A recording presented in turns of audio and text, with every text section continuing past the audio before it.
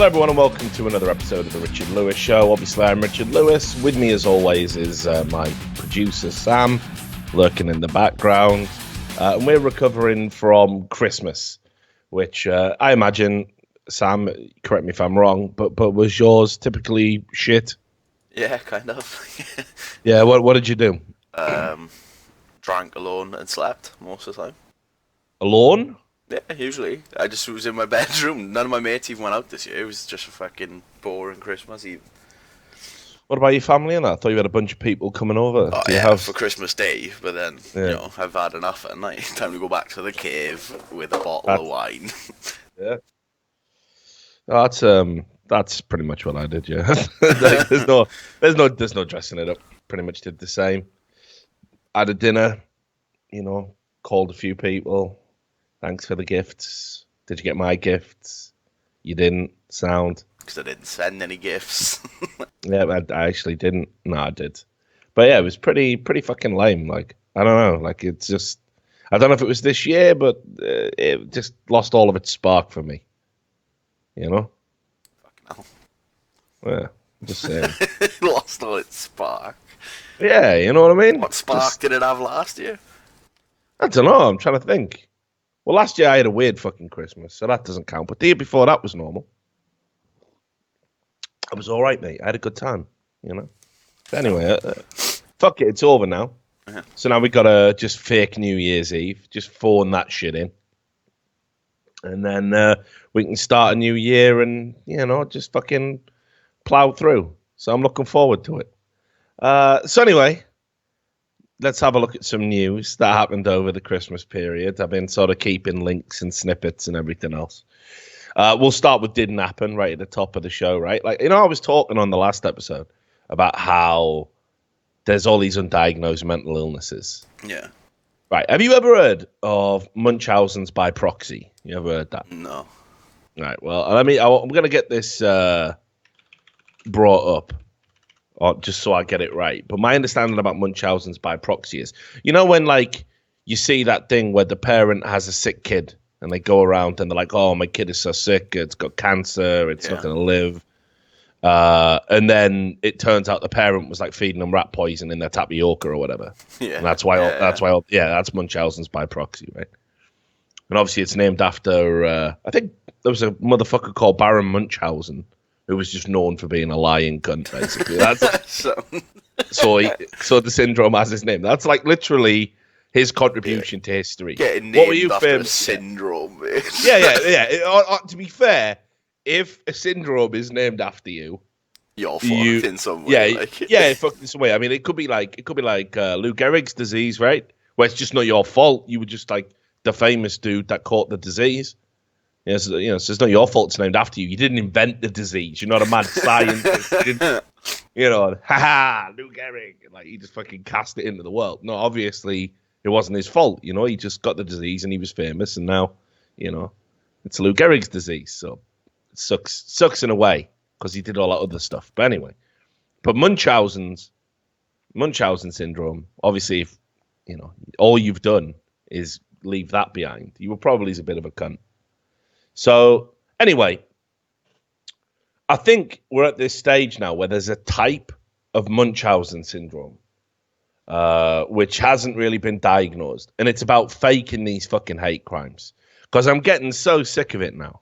Like, I keep hearing about this increase in hate crimes. People keep saying it to me. Hey, Richard, have you seen this? And then they link me to that fucking, you know, Southern Poverty Center bullshit where it's like, we've had 500 reports of hate crimes on Facebook just today. Yeah, all right, brilliant. Really high reporting standard you got there, Facebook posts, you know. But what's going on now is just every time I see one of these hate crimes that was in the news and was being talked up as if it was real, turns out it's bullshit. Every fucking time it's bullshit.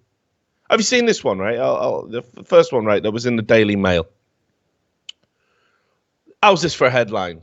White husband confesses to wife to setting their cars on fire and painting racial slurs on their garage door in staged hate crime. Right. So, first up, these people are white, mate. Well, is the wife white as well? Because they only said white. Yeah, they're both white. Oh, That's okay. the thing. And yet they've wrote N-word lovers on their garage. Look at it, mate. Oh, the best part is when she just says she's promised all the money has been raised will be returned, and he is in a mental facility. Oh yeah, we'll get She's to that. Had enough. She's had enough. We'll get to that. But right, so this is a guy in Texas, right?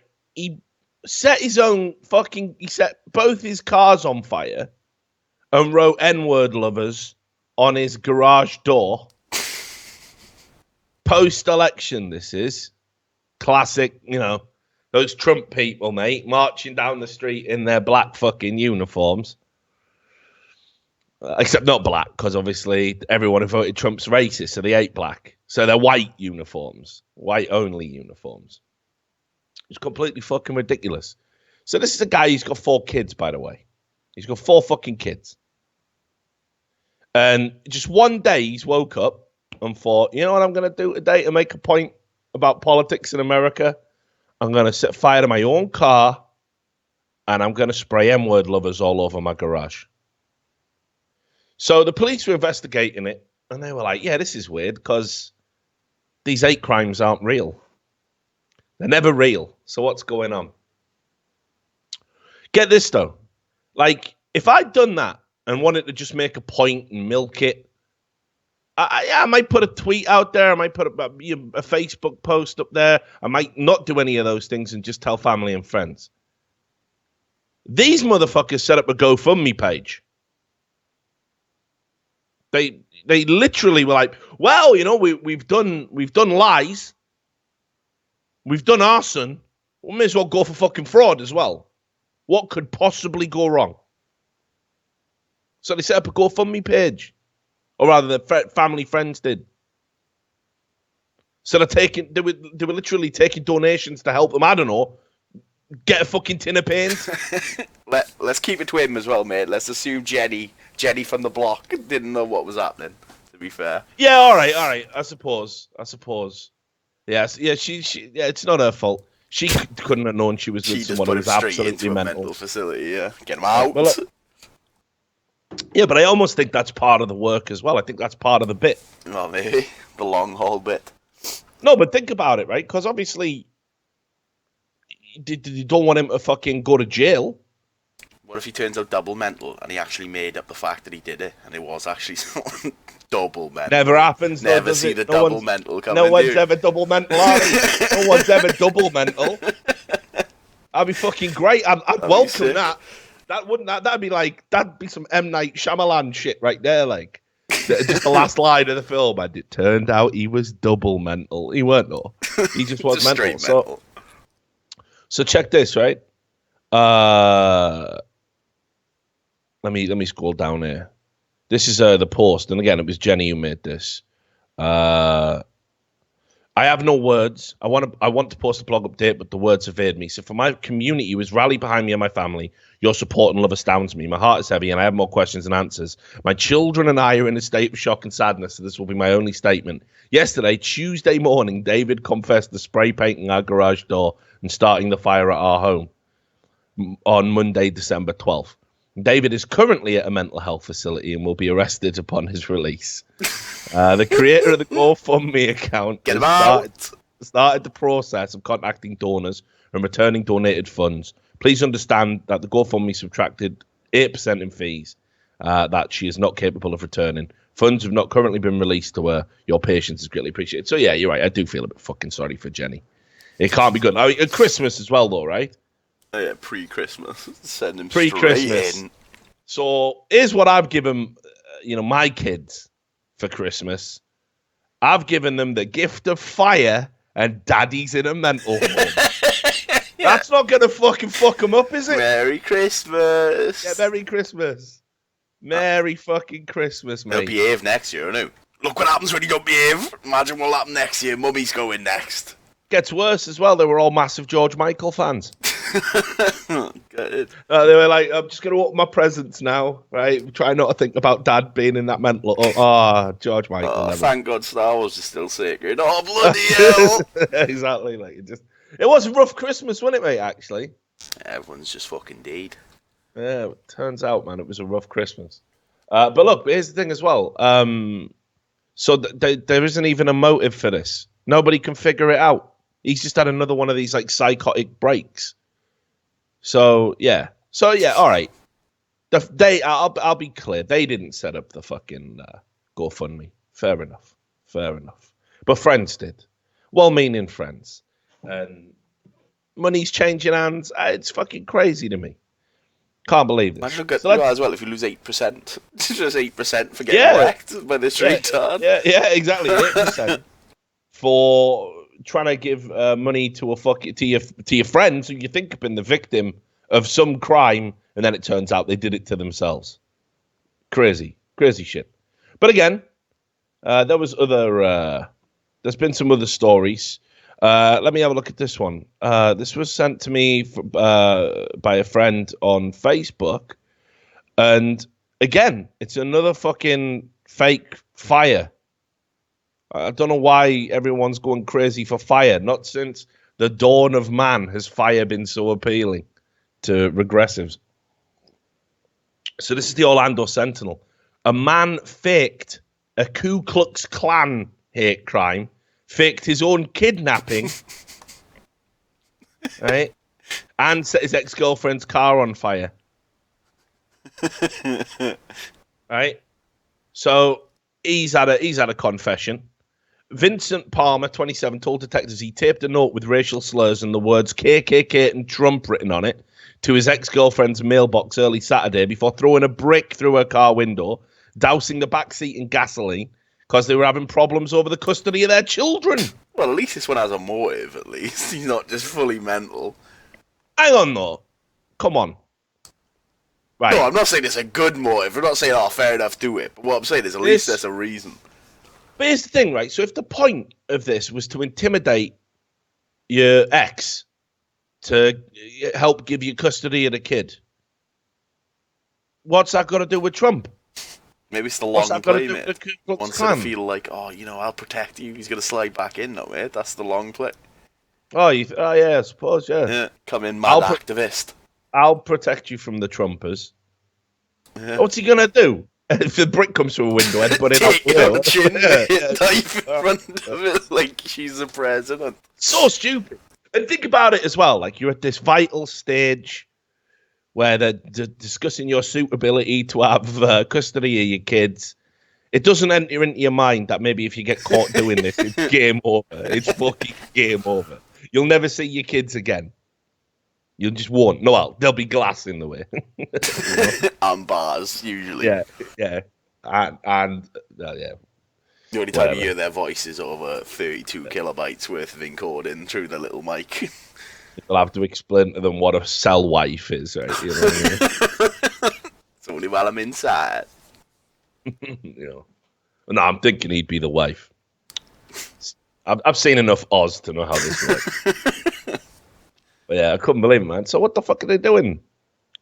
Like, what are they doing? I'll tell you what's going on here, right? It's this collective bullshit, right? Because the mainstream media are telling you there's been an increase in hate crime. These people go out and fake the hate crimes because they think, well, there's been an increase, so I'll definitely get away with it. But the point is, the first thing police go to now when they see a hate crime is, must be fake. That hasn't backlashed, has it, liberals? That hasn't backlashed at all. There's going to be some fucker out there who's a real victim of a real hate crime, and they're going to spend all the time investigating whether or not he's doing it to fucking win custody of his kids. It's madness. Absolute madness. But again, didn't happen. Still waiting. Still waiting for the first real hate crime of the Trump era. Please. Can we just have one? Can we just get it out the way so they're not all fake? Do you know what I mean? Can we just have one? No, we can't have one. They're all fake. There was another one. We didn't even talk about it on the show.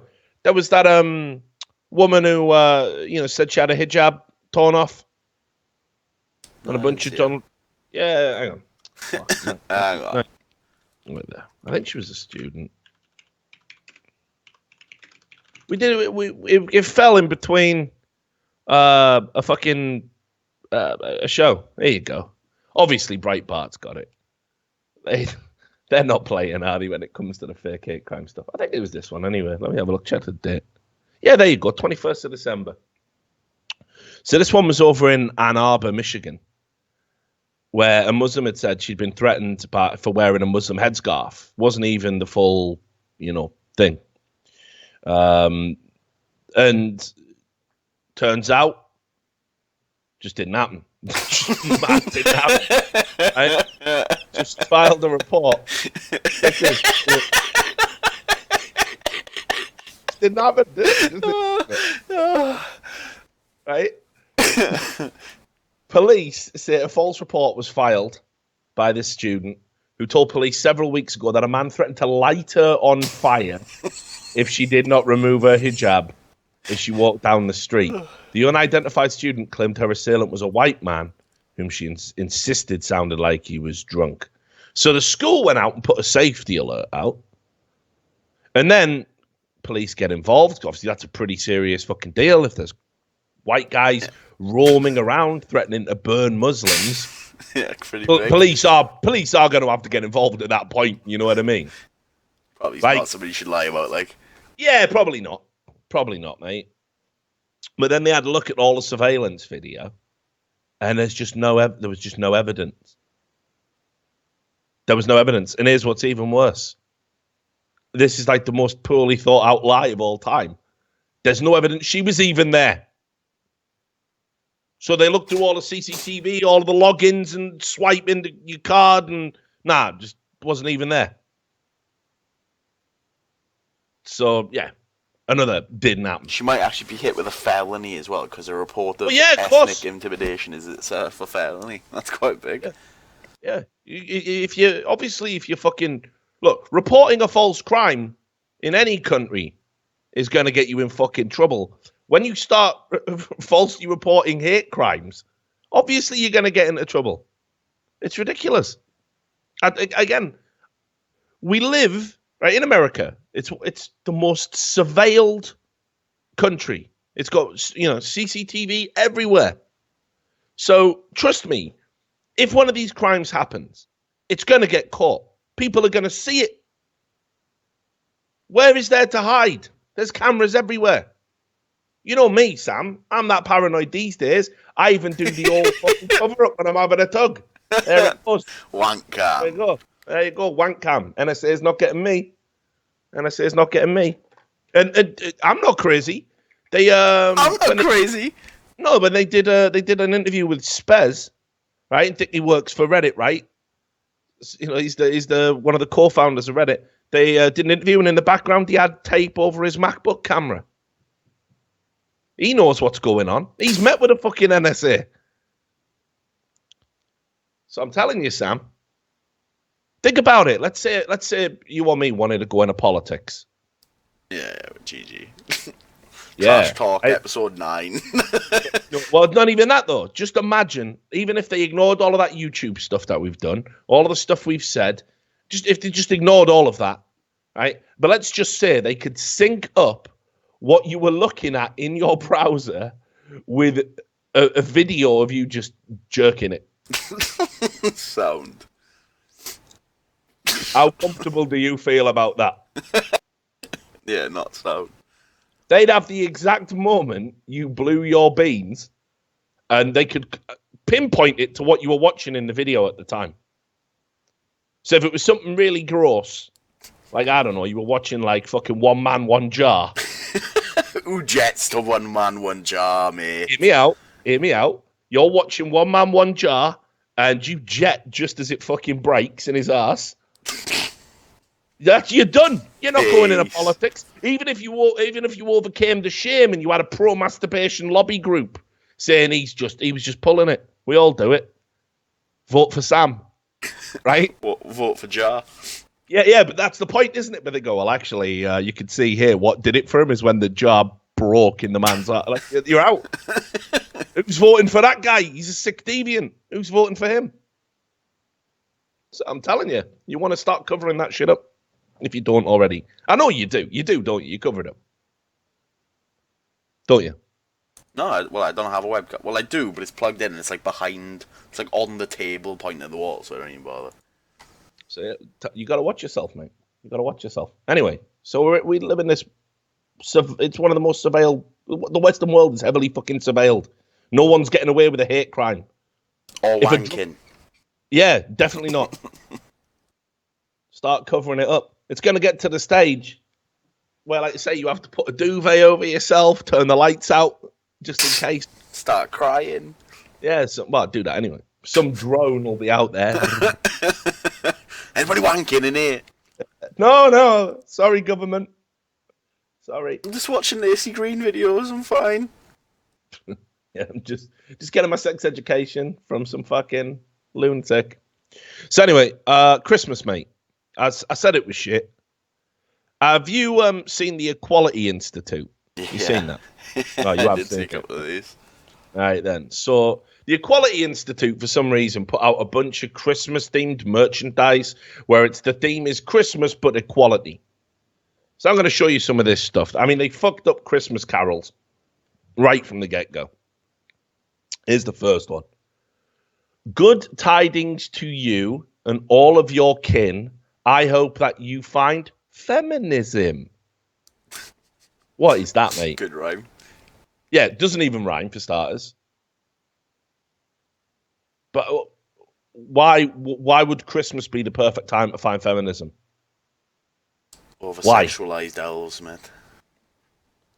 Don't even get me started on that. Because, I'm amazed I didn't read that. I'm amazed I didn't read that because Santa does all the work while Mrs. Claus runs the factory. He's a patriarchal, demon. And obviously the elves doing all the work while the rich fat white man, just bosses them around. Yeah, and gets all the credit. Well, that's slavery, isn't it? The elves are slaves. You've got to free them out. About it. Yeah, just get woke. Get woke, homie. So there was that. Fuck that one. Then there was this, right? On the first day of Christmas, my true love said to me, let's smash the patriarchy. I'll tell you this. There's always drama at Christmas anyway. Everyone, I don't know about you, my parents always used to have a big fight over cooking the dinner. It was stressful shit. Yeah. But so you always have a bit of a row. But I'll tell you, if on the first day of Christmas, which I'm guessing what's that, the 1st of December? Well, when is the first day of Christmas? Or is it the 12 days of Christmas? Is it the 13th? I don't even know. When is the first? The days after Christmas go after Christmas. I don't know. No, fuck that. That'd be stupid. That would be the first day of Christmas. I'm sure that does happen, though. 12 days of Christmas. There's more than 12, isn't there? Yeah, I think it's... Right, here you go. When is the first day of Christmas? The 12 days of Christmas. There's a festive... I don't think it's actually yeah. Look, the 12 days are the 25th of December to the 5th of January, apparently. There you go. So Christmas Day is considered the first day of Christmas. So on Christmas Day, you must... Right. So there you go, right? There you go. The kids... I'll tell you, if on Christmas fucking Day, my true love says, hey, darling, you want to go smash the Patriot? I'm just putting her out. Fuck that. Get out. Putting her out. Get out. Get out. I don't want to hear this. Or I'm going. You can choose. I'll go. I'll get a fucking hotel on Christmas Day. What the fuck? Smash the Patriot. It's not festive, is it? Can we just leave that for one day, please? Can we just have one day where we sit down, we have our dinner? Yeah, just imagine that as well. Like, everyone sitting down for dinner, just goes, yeah, let's smash Patriot. And everyone just goes, bloody not again. I know. Fucking hell. I just want to fucking, you know what I mean? I just want to have my dinner. I want to have a nice fucking glass of wine, fall asleep, listening to the Queen's speech. Parents are just wondering why she bothers coming home for Christmas anymore. Just can't be arsed. Yeah, innit? I wish you'd stay in fucking uni for Christmas, me. So I got you all these presents. I got you these super cool cards from the Equality Institute. And, I got you this book, Dad. 10 ways you can stop assuming my gender. Fucking, honestly, just for Christmas. The whole point of Christmas is, right, that you're supposed to, it's peace on earth, goodwill to all men. Don't bring your politics. Hey. Yeah, well, they mean men, don't they? Men. Yeah. Man. You men. You men. Obviously. That's where the word comes from. It's not gender I know, specific. mate, I'm just reckoning for everyone else does. Yeah. All right. Well, they will. It's they're fucking idiots, aren't they? But yeah, ridiculous. So there's that. Then there was another one, which here you go. Rudolph, with your nose so bright, won't you guide my sleigh towards equal rights? Again, it should have been Rudolph with your nose so bright. Don't you feel guilty for being white? Yeah, maybe. They probably tried that one. Yeah, they drew him full white as well. Better go for this. Better go for this instead. Yeah, they have drawn him full white. Now, here's the thing. Rudolph is a fucking reindeer. Like, even in the song, he's got some magic powers. He's got that nose. He gets to be the head reindeer. He's not political. He doesn't talk. What the fuck? Why Rudolph? Don't put it on him. It's not up to a fucking reindeer to sort out equal rights, is it? It's madness. Just let him do his job. So that's ridiculous. Then, just have a look at the shop, mate. Because if you go here, have a look at some of these Christmas cards, mate. Again, if I got one of these, I'd fucking tear them up in front of the person who sent it to me. I'd be like, right, we'll go in. Got it from my sister. We're going to my sister's house and just shred it. Fuck off. Never talk to me again. What the fuck is this? Seen this one? Yeah. You need my consent to kiss me under the mistletoe. As if everyone didn't know, like.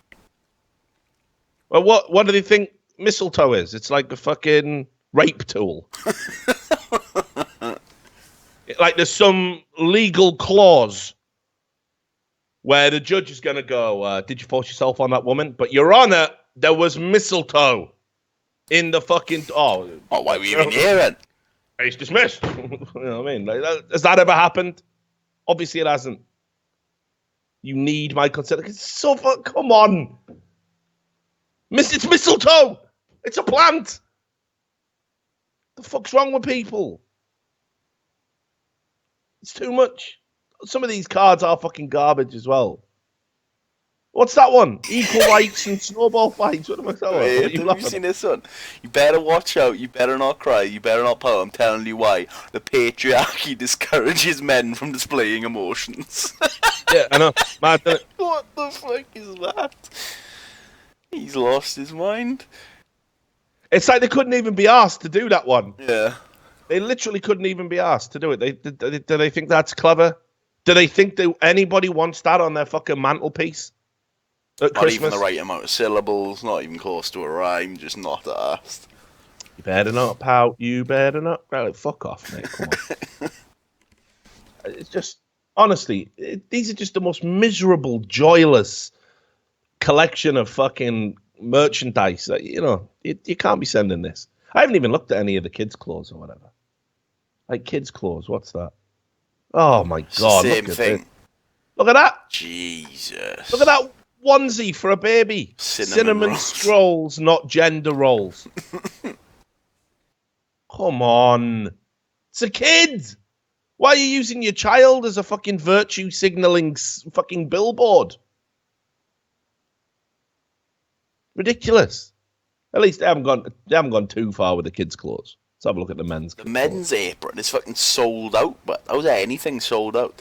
Because they only made 5 of them. Yeah, probably. Cinnamon scrolls, not gender roles. I mean, look how miserable he looks in that photo. Kill me. Kill me. Kill me. All my friends think I'm a cook. Fucking kill me. Yeah, when I said I wanted to be a cook and wear an apron, I didn't mean that kind of cook. That's what he's thinking, right? He thought he was going to be a kook. Feminism is freedom. Definitely isn't. Definitely isn't. Destroy the patriarchy. Fuck me. Who are these people? Anyone who buys anything from this shop needs to be on a fucking list. Do you know what I mean? Just get them on a list. I don't even care. But Richard, you're all for personal freedoms. Enough's enough. All right, Munchausen. All right. Have you got any kids? Let me have a check. Let me check his arsenic level, shall we? It's just unreal, isn't it?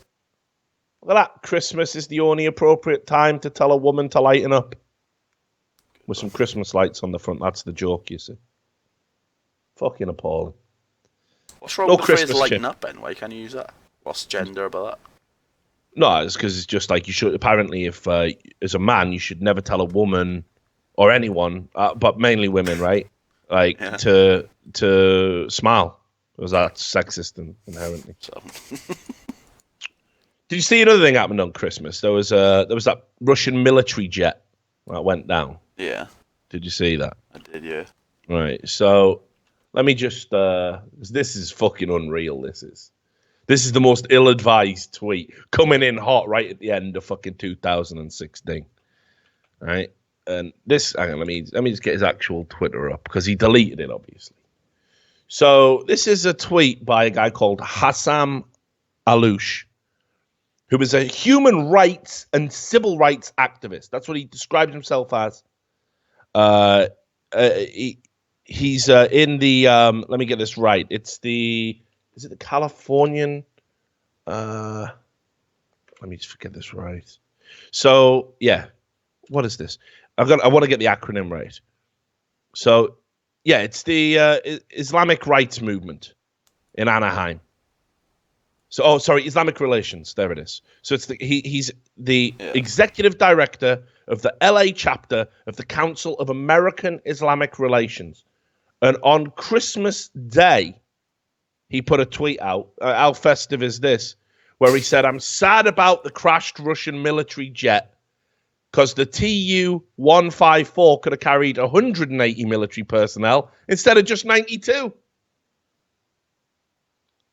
So on Christmas Day, this guy thinks, yeah, I'll just say, yeah, if it would have been great if an extra 90 Russians could have died.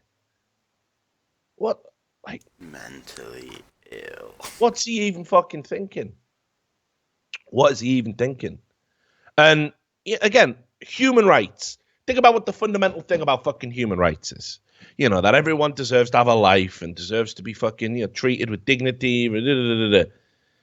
What kind of human rights activist revels in the death of other people? Like, funny enough, on my newsletters from Amnesty International, don't really see a lot of that, mate. I don't really see a lot of like, this wishing is, for death. Yeah. Let's all kill the governor of this prison. They don't say that. They say, look, let's get a petition going. Let's lobby. Let's try and get this guy out. You can't just be like, yeah, all right. It's okay that these guys over here die. If you're not about human rights, then are you? That's ridiculous. But Christmas Day.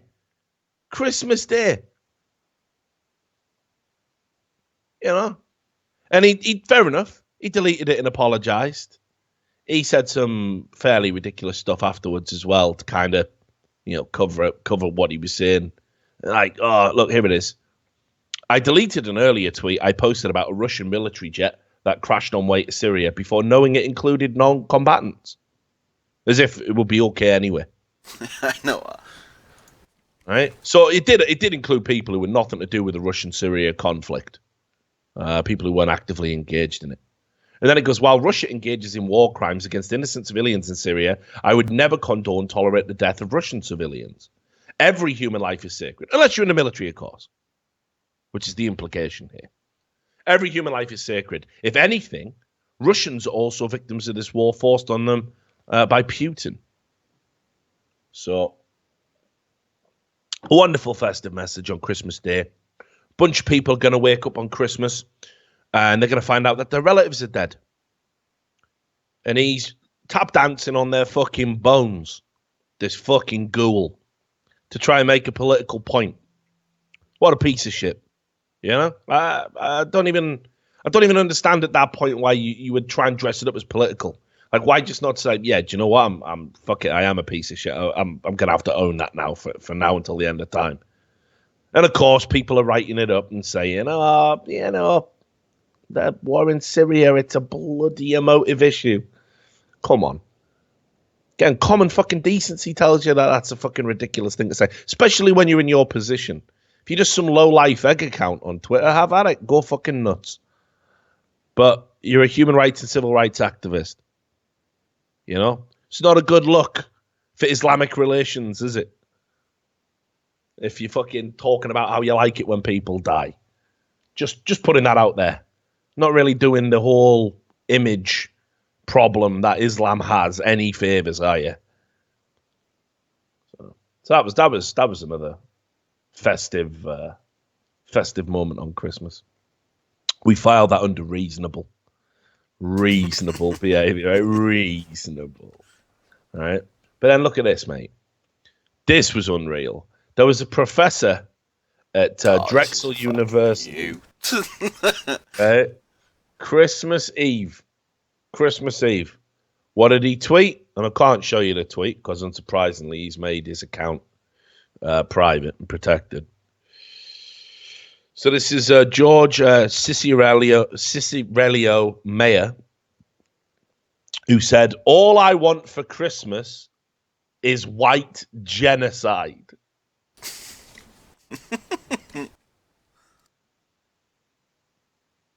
You know, white genocide. And here's the thing. People are saying, oh, yeah, it's a joke, innit? Nah, he's said lots of stuff in the past. You can see here from and again, we can't get his tweets because like all these fucking cowards, they like to talk big. And then when they get called out about it, they go in a hiding. And they, my mentions. People are holding me publicly accountable for things I said in public. I'm being bullied. Right? So you can see here, someone tried to apologize and say, I'm sure it was just a poor delivered joke. But these goddamn Twitter outrage mobs, right? And he said, yeah, look at this tweet here. And he said, to clarify, when the whites were massacred during the Haitian Revolution, that was a good thing indeed. Yeah. Just a joke, mate. He also said back in June 2015, abolish the white race. He said also that white genocide is a mythical figment of the alt-right, aka white supremacist organization. To clarify, when the whites were massacred during the Haitian Revolution, that was a good thing indeed. He also said here, the face when you just want a white genocide, Maria Coroner already, but there's a camera pointed at you, and you can see the thing he did here. If you scroll down. So he talks a lot about it. He talks a lot about white genocide. Seems to like the idea. And let's be clear what a genocide is. That's the eradication of all of that particular archetype. So he is literally saying every white person on planet Earth, everybody that he lumps in as white, regardless of background, race, creed, whatever, should be killed, should be exterminated, and that would somehow leave a better planet. The world would be a better place. Why are people so quick to defend these people? But if this was the other way around, outrage. No, but that is the thing. This is the next point I was going to make. I think, if you want to say shit like that, then you look, we've got two choices here. Either I can substitute the word white with black, and it's okay, or he has to be held accountable to the same standard you would hold a white person saying that will be held to. You can't have it both ways. You can't say, the white guy's kind of been on top for a while now. So, yeah, it's okay to say those people need to be destroyed for the good of mankind. But if a white person says about black people, institutional power, blah, blah, blah, so you can't do it. You can't do it. It's hypocritical. It makes no sense. There's no logic through which to support that position. So that's the big issue that people have. It's the double standard. And that's why you will see now people get outraged about this and people will defend it. Because here's the thing. All of these liberals, all of these leftists, they're all for freedom of speech when you're talking about white people. But equally, now they're saying, this was a new thing that came out, if you use the term black on black crime, That's racist. So when it comes to trying to talk even intelligently, I'm not even talking about racist drooling arseholes who want black people to be fucking killed because they think the white race is under threat. I'm not talking about those fucking losers. I'm just talking about people who want to intelligently talk about crime statistics and what they might mean within a sociological and anthropological and societal context. You're racist. You can't do that. And they will strip every platform of you. The people that are going to come out and support this Drexel university professor saying he wants all white people to be killed, which again, a genocide, by the way, is also it's something that has to be perpetrated. So you have to do it by whatever means are available to you. So I'm guessing what all white people get lined up and shot, just like they did in Haiti, which he seems to think is okay. You know, people get a machete to death. He seems to think that's all right. If you're white, you're fair game to have that demise. You know, so you can't even talk about this stuff, and they'll deplatform anyone. Milo can't even go to university and say that he thinks the term tranny's okay. That's hate speech. That's making people unsafe. This guy can come out and say, fuck it, all white people should be killed. And white people, white students from that intelligentsia, which is running America into the fucking ground with their bullshit value system, they'll come out and support this guy. Say, hey, it's all about free speech, man. Can I have my free speech back? Nah, you're racist. You're a white supremacist. Why? You're like Milo, or you work the Breitbart or something. Fuck you.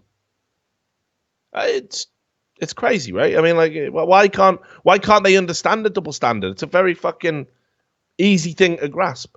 Hypocrisy is very plain. Have you seen that video with the monkey? Well, what they do is, they put two monkeys in a cage, and the monkeys have to do a task where they put a rock through a thing. And they give one monkey a fucking grape, and they give another monkey something shit, like some celery or something. Yeah, I've seen that. And it goes mental. Yeah. That's because people can see I'm doing the same thing as this guy over here, so why is that monkey getting treated this way, and why am I not getting treated the same way? People have a very inherent sense of injustice and unfairness. We can identify it very quickly. And if primates can do it, we definitely can. So that's what people get upset about. It's not even necessarily the deed itself. It's the fact that you punish one group of people for doing the same thing, but with just a slight linguistic twist on it. But you'll let these people over here get away with it. And that's fucking crazy. That's not reasonable. That's unreasonable. And the university, fair play to them, because I expected this to go the other way. You know, we talk a lot about how campuses have just gone fucking crazy on this show, because they have. But they actually came out and condemned it and said they're taking it very seriously indeed. And the police might even get involved, which, again, you know, I'm not saying I support that, but what's good for the goose is got to be good for the gander. That's how society has to work. So, you know, he's effectively saying what he would like for Christmas is a mass murder. That should trouble a few people. So Drexel came out and they said, Drexel became aware today of Associate Professor George Chiarello Mayer's inflammatory tweet, which was posted on his personal Twitter account on Christmas Eve. While the university recognized the right of its faculty to freely express their thoughts and opinions in public debate, the professor's comments are utterly reprehensible, deeply disturbing, and do not in any way reflect the values of the university. The university is taking this situation very seriously, and we have contacted him today to arrange a meeting to discuss this matter in detail. And then he put out a response, which it just shows how fucking deluded this guy is. You know, like, in my opinion. He said, on Christmas Eve, I sent a satirical tweet. Well, not sure he truly understands the concept of satire. Because just coming out, all I want for Christmas is a bunch of motherfuckers to get killed. Satire, lol. Got him. That's satirical as fuck, that, isn't it? I sent a satirical tweet about an imaginary concept, white genocide. Well, it's not imaginary if you get it. Is it?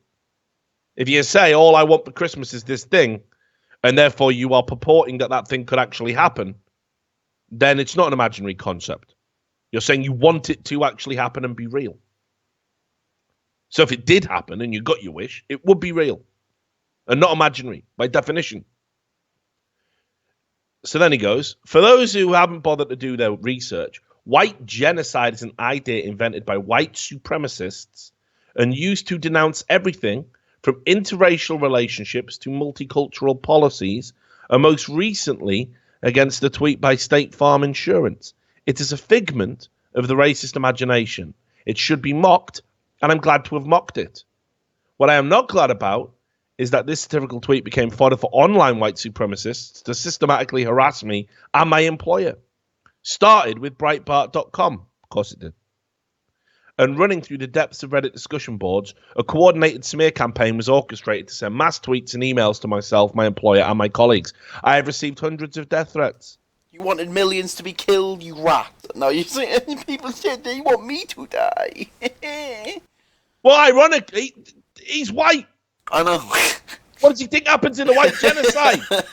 How demented do you have to be? Right, so you want all white people to die, yeah? I'm just double checking before I put the bullet in your fucking head. Yep, all white people. You know you are white.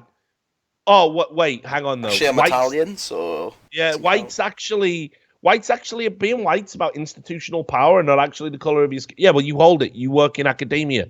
You dumb fuck. You're everything that you're railing against. How can you hold this level of cognitive dissonance? Again, this is another mental illness, Sam. This is a mental illness. He says here, so again, and this is the other classic thing they do.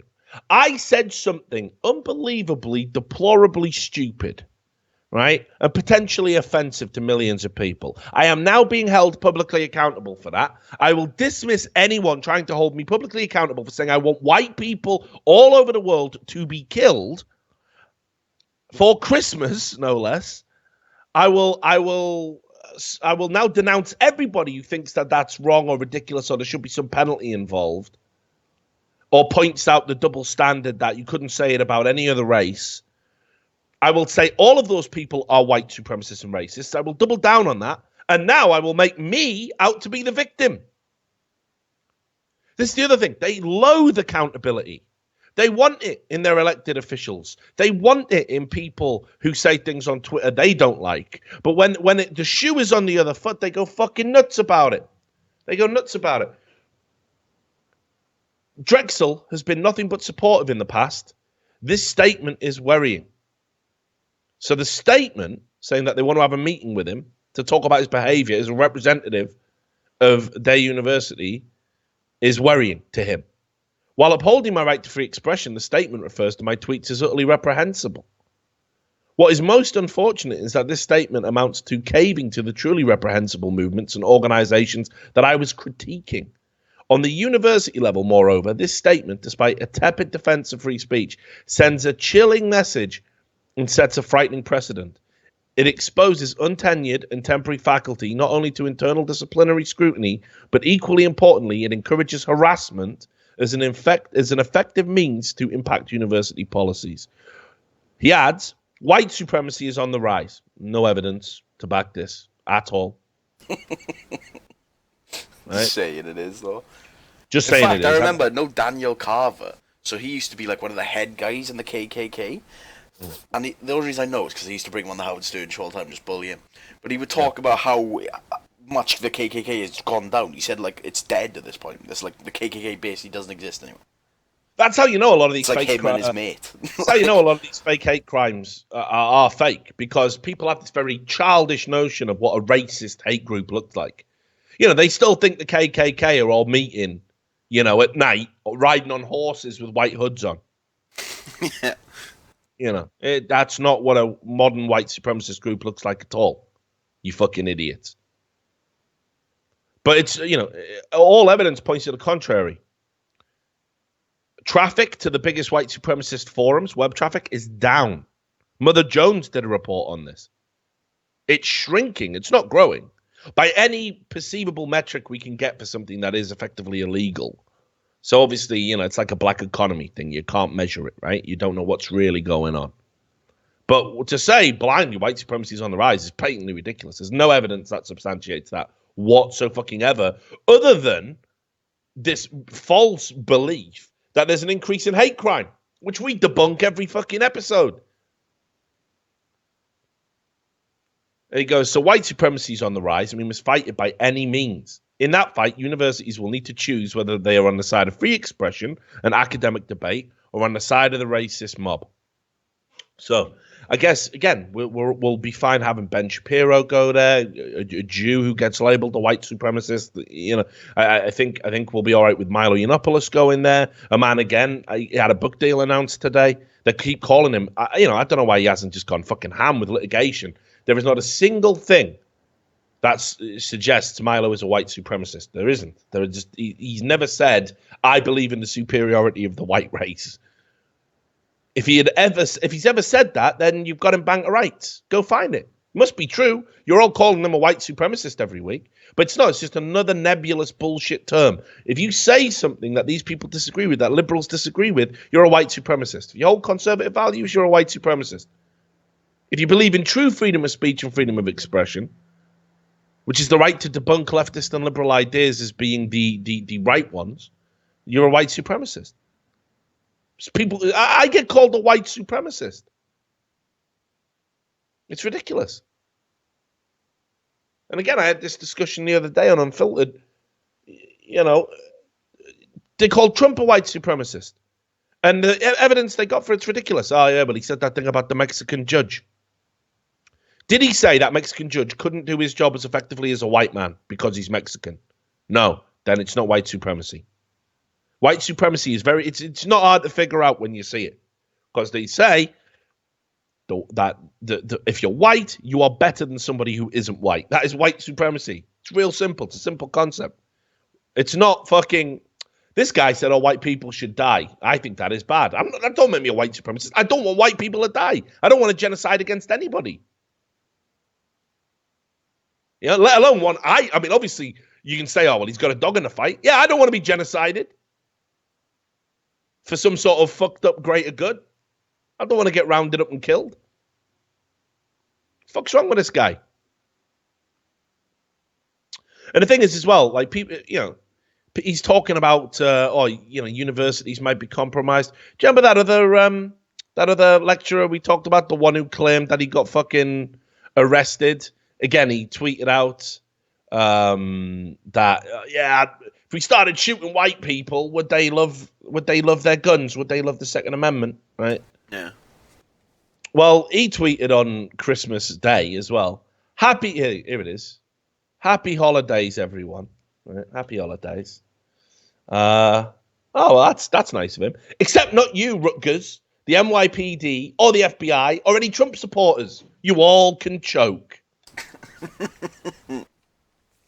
Now, again, just have a look at how mentally ill this guy is. Again, another university professor, right, who does Beyonce studies, right? And on his bio, he's got a Black Lives Matter jumper on, right? Just go through it. God, I hate white people, and I am a white person. But that's your problem, mate. It's called self-loathing. You go deal with it. I don't need to deal with your self-loathing, you fucking idiot. You have a mental disorder. I don't. I'm all right. I don't have this one. Yeah? If you've got self-loathing and white guilt, you go deal with that. But your students shouldn't have to deal with that. People on fucking social media shouldn't have to deal with that.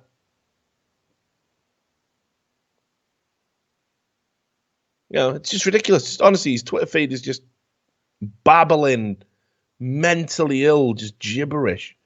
And, you know, at what point is someone going to come in? You know, at what point is someone going to come in and just stop these people? Right? I find it very interesting that we have all this legislature in place designed to protect young adults from people who are unhinged, that might compromise their welfare. Look at these professors. It's crazy. It's fucking crazy. I wouldn't want to send my kid off to a university these days. I've seen this email template he's emailing to Simon & Schuster as well, because they're going to publish Milo's book. Oh, probably, yeah. Yeah, he's angry because apparently they've given him $250,000 before the book is written. I don't think he understands how book deals work. Like that. Yeah, That's usually what happens. Like they do give you the money first for yeah, part of it. yeah. You get an advance. That's what's called an advance. So, But now apparently that just doesn't happen in his yeah, world. bring that email up then. Bring that email up. I mean, look at this, right? Look at this. Like, does he think this is anything to brag about to a publisher? My name is Kevin Allred, and I'm a writer. Still trying to get that first book deal myself. Brilliant. You and everyone else. So you're a failure is the word you're looking for. Not a writer. You're just a failure. That's it. You're right, but you didn't get published. You failed. And college educator. I'm the person behind the popular politicizing Beyonce class at Rutgers University since 2010. So, one, when is popularity a good metric for something that has worth? And two, why the fuck would you boast about that? You are literally taking frivolous pop culture, applying your political values to it, and then trying to indoctrinate young adults to think the same bullshit way that you do. Brilliant. You're exactly the kind of human being I like to see out there, you know. I wanted to write and express my utter disgust at the fact that you all at Simon & Schuster have decided to award Milo Yiannopoulos, a noted racist, sexist, misogynist, narcissistic internet bully, and so many other vile things. I mean, that's pretty much all the vile things right there, isn't it? What next? Child murderer? Were we going to go with that? A $250,000 book deal. I support anyone's right to free speech. No, you don't. And expression within reasonable limits. So there you go, you don't. You couldn't even make it through the sentence without contradicting yourself. Milo's antics online and off, on Twitter especially, before his account was suspended, encouraged horrible bullying and violence of women, didn't. Feminists, transgender folks, people of colour generally, people that disagree with him, and the list goes on and on. While he never explicitly called for that violence, I don't know, so maybe these people who did it are personally responsible for that and you should condemn them, he incited it clear as day as part of his provocateur platform. No doubt about it. Publishing his book is one thing, and you have every right to do that. But to award him $250,000 before the fact is egregious, disgusting, and you should be ashamed of yourselves in rewarding his unacceptable behavior. They're not rewarding his unacceptable behavior, or rather behavior you deem unacceptable. They're paying him money to fucking write them a book, you fucking moron. Yeah, I can tell you haven't had that book deal. You don't even know how it works. But have you ever took a salary? You ever took money for doing something? That's what it is. It's commerce, you fucking prick. That amount alone, I guess he meant instead of a long, could have published how many books by authors from underrepresented groups? Fucking I mean, hell, Milo here Yiannopoulos we is go. a gay Jew.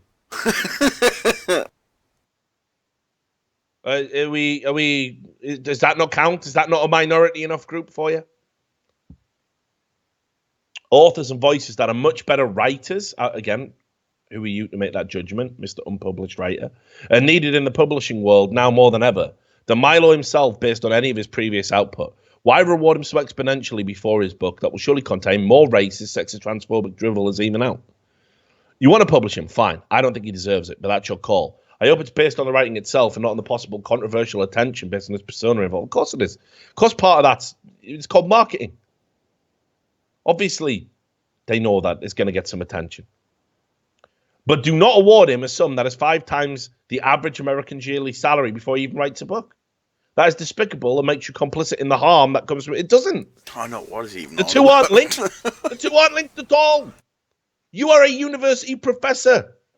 What's that got to do with anything? If the book was my favorite fucking recipes, it wouldn't make a blind bit. How the fuck is it linked?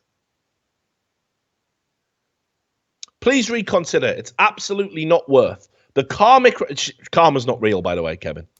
The karmic retribution that will surely come from giving this monster a voice and a bigger platform will pale in comparison to the cash you think you can make in the short term by giving Milo's disgusting voice another platform. Well, as I said, I think the publishers will be all right, Kevin, because karma's not fucking real, you lunatic. And he said not worth as well, like he's playing video games. Lol, not worth. Fucking not grow worth. up. Yeah, grow up. Big boy table. Go back to listening to Beyonce's lyrics. Fucking loser. What a fucking degenerate. Speaking of degenerates, offensive graffiti, Sam. Right. Right. Now, if I told you that there was some offensive, hateful graffiti found in a secondary school, and it had traumatized students. What would you think? You know, something racist, yeah, something threatening. Yeah.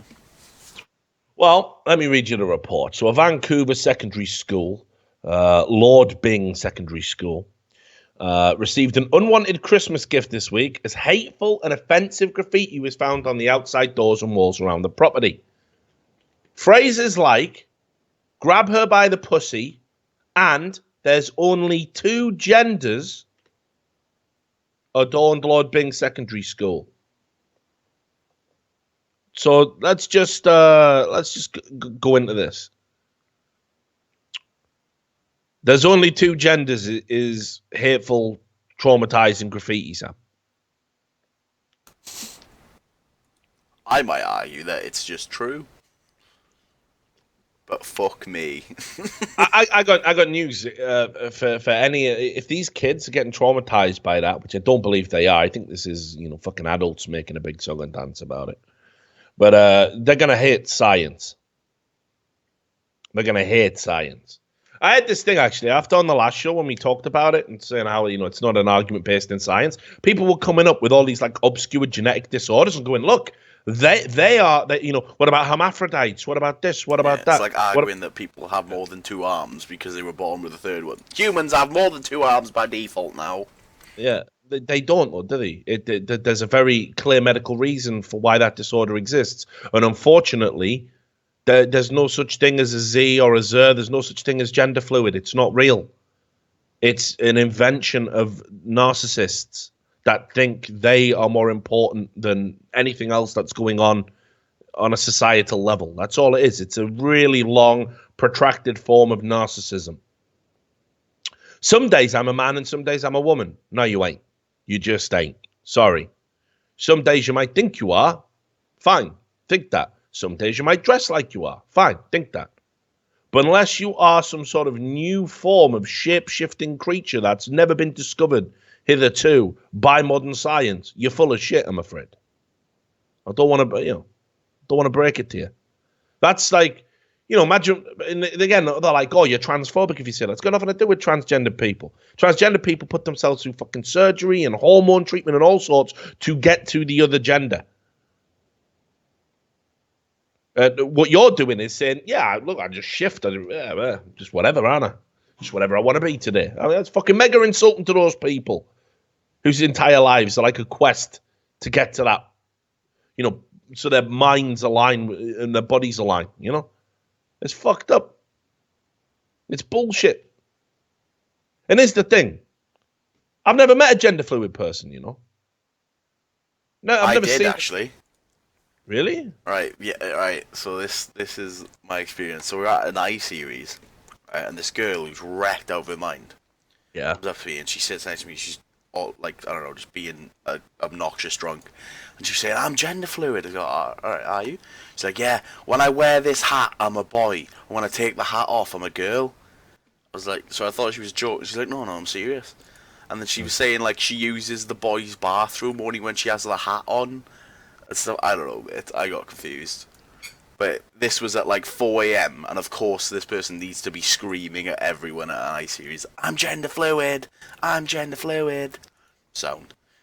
We were all definitely asking. So she had so what? She had like a magic hat? Like, so a hat that whenever it's on she's a guy and whenever it's off she's a girl. And that needed to be screamed in my ears at 3 a.m. or 4 a.m. Do you know what I mean? Were people just like? Did no one say, "Yeah, they ain't thought you"? It's just a fucking hat. Obviously. All right, good, common sense. Hey, look, I never do this on this show, but this has literally just come in while we're on it. Someone just watched the last episode and said that apparently my stance on abortion, which by the way is pro-choice, is misinformed and hypocritical, right? So check this out, right? Look at this guy. He goes, good episode. However, your stance on abortion is at best misinformed, at worst hypocritical. Shame, really. You shit on Lena Dunham for wanting to have an abortion, yet say it's wrong to tell women it's immoral to have one. Pick one. Those aren't the same things, you fucking momo. Mentally ill. And then look, where do babies come from? You're aware of abortion procedures, yet you still advocate for them. Why? Because I just don't place any value in a ball of cells that's just in a womb, in utero. Past a certain point, yes, absolutely. That's why we have these limits on them. But saying, I've never had an abortion, but I wish I could have one, is super insulting to people that have to go through the trauma of doing it. Okay, let me try another thought exercise for this guy. Let's say, all right, I don't know, I'm a big advocate for disabilities, and I want people who have handicaps and disabilities to have a better lot in society, to not have a stigma against them. Right, now, if I went out and said, I've never been in a wheelchair, but I almost wish I was, so I could bitch and moan about it and go out there and give a better fucking, you'd be like, hang on a minute, don't be a fucking tourist. I have to deal with this shit every fucking day. Trust me, you wouldn't wish it. You wouldn't wish it on anybody. So don't say that. You're diminishing what I'm going through. You're diminishing how difficult it is. So when you come out and you say, yeah, I never had an abortion, love to have one though, just so I can have a story. Understand that key point, which you've conveniently missed out. She said she wanted to have had an abortion, so when she was asked for an abortion story, she could give an anecdote about it. Well, how fucking demeaning and trivializing is that? As I said, I've never met a woman that would rank an abortion that they had in their top 5 life experiences. Yep. There was that party I went to. There was my 21st.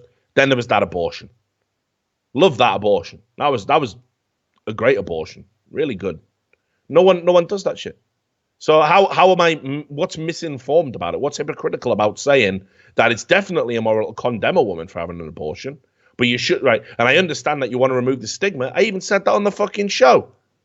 But you don't come out and say, wish I'd had an abortion just so I can talk about it. That's fucking ridiculous. People, man, they don't understand it. There's no nuance with people these days. So that's the shit I get tweeted. And then people say, he blocks everyone on Twitter. Like, why the fuck should I have to read that? And here's the thing. It's that classic thing that this is what morons do. This is how you spot a moron. This is some life advice for the younger watchers out there. If somebody comes to you and says, I love all your other opinions. Love all of them. But you know what?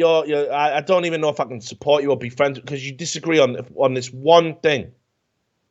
If they get disgusted with you because it's become so akin to you agreeing with everything they think and that your values and their values align, and then there's just one thing you say where they don't agree with it or they don't understand why you would say that.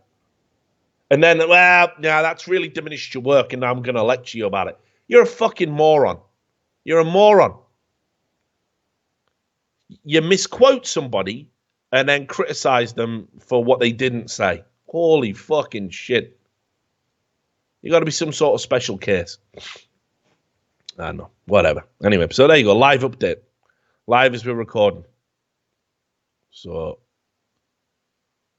right. Let's get back to this. So 2 genders. Hate speech now. If you said there's only 2 genders. This is fucking priceless, mate. This is fucking priceless. So there was an article on a website called Fusion. And this is how fucked these people are. Like, these people are just fucked in the head, man. So there is a rehab center for millennials. And it costs $30,000 a month to go there. What you get taught is basic life skills, cooking, cleaning, and showing up, whatever the fuck that is. Literally just rolling out of bed. Yeah, exactly right. It's in Illinois. So this is basically, for parents almost who were disappointed in the way the millennial kids have turned out. And I did say this, I've said this multiple times, the way that universities have become glorified creches where people's feelings are prized above life skills and education and being challenged. This is only contributing to the problem. You are going to be left with a generation of emotional cripples. And here they are. Right? So this rehab center was founded 10 years ago to treat emerging adult brains. And now it's really taking off and getting a lot of publicity because there's an upswing in demand for it.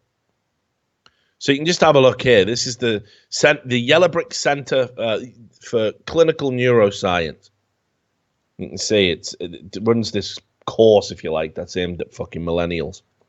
And basically they get taught how to be an adult by going there.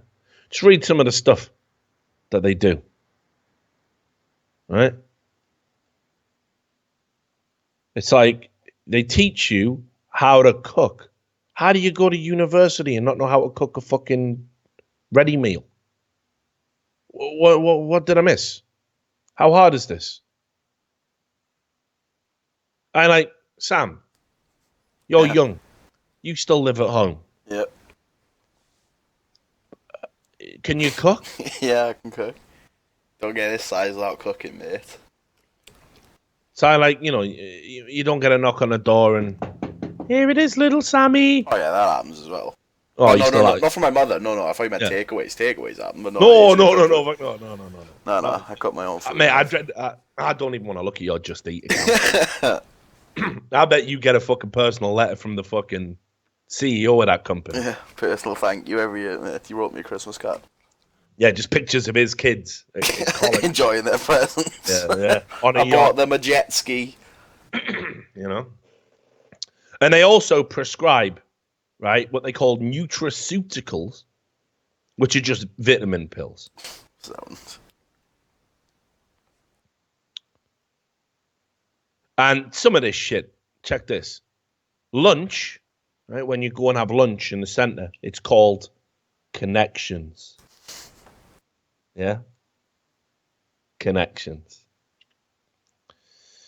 So there's a full article about it on Fusion you can read. Obviously, the Daily Mail here, they just did a summary of it. But it blows my fucking mind. Just to get assessed is $8,000. So it looks poverty as fuck as well. Have you seen the building? Oh, yeah, it just looks like a flat. Like shit. It is, though. It is. And, yeah, just awful. And here's the thing.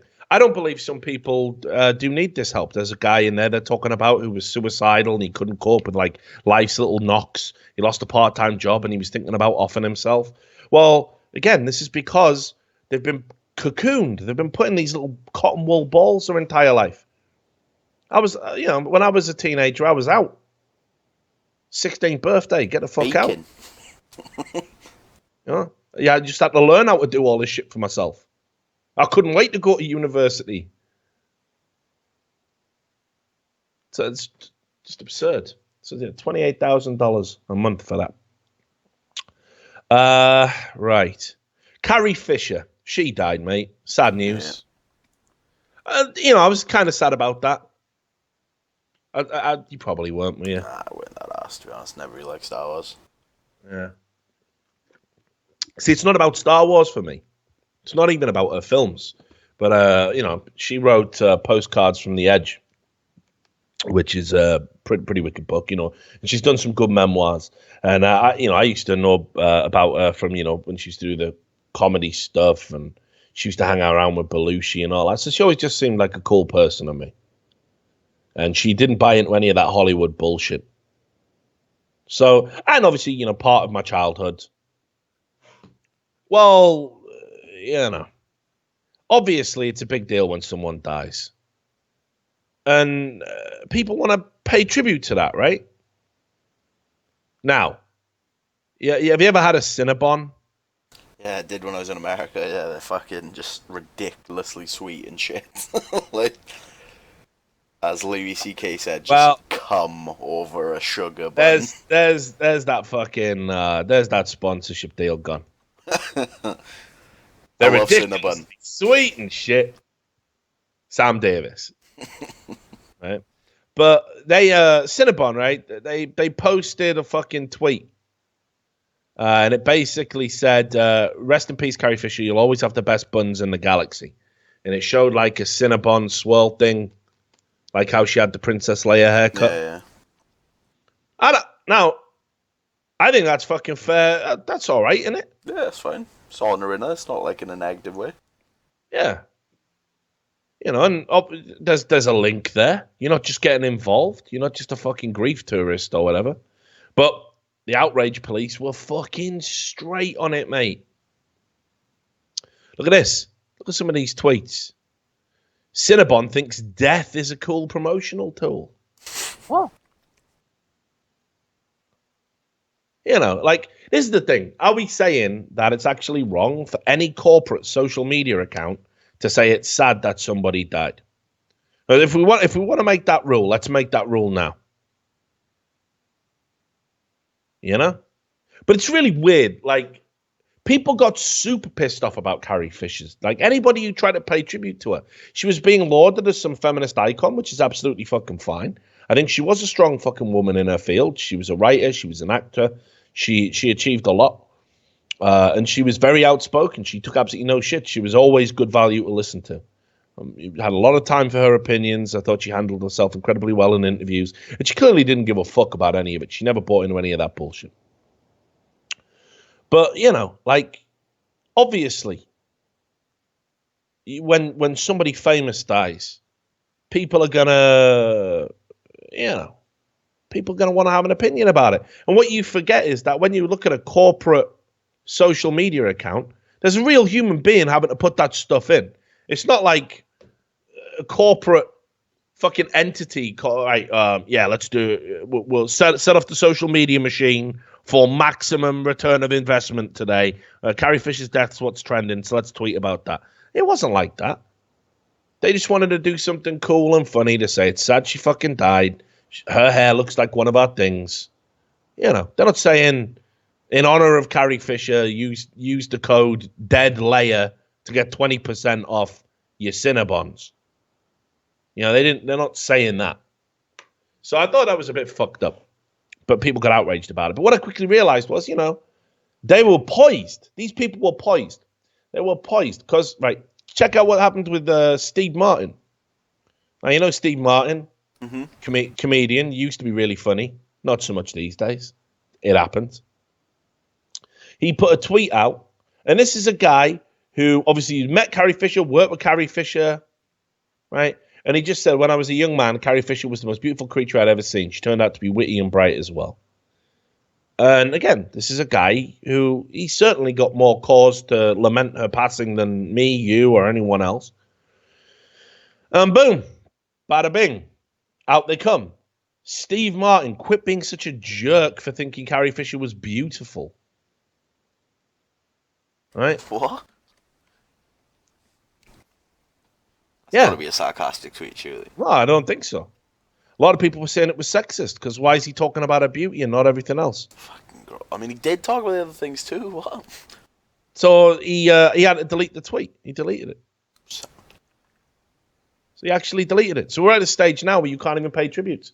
There was someone else. Who the fuck was it? Let me find this one.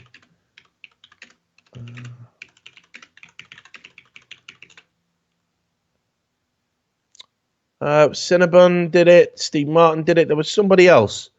And they said that she was a lovely girl. And somebody got fucking mad upset. Saying she was a woman. That, you know, you can't even use the term girl now. It's mad. So people were just waiting for this. And this is what they do, actually. This is like the new tactics of the outrage police. They sit and they monitor what's going to blow up on social media.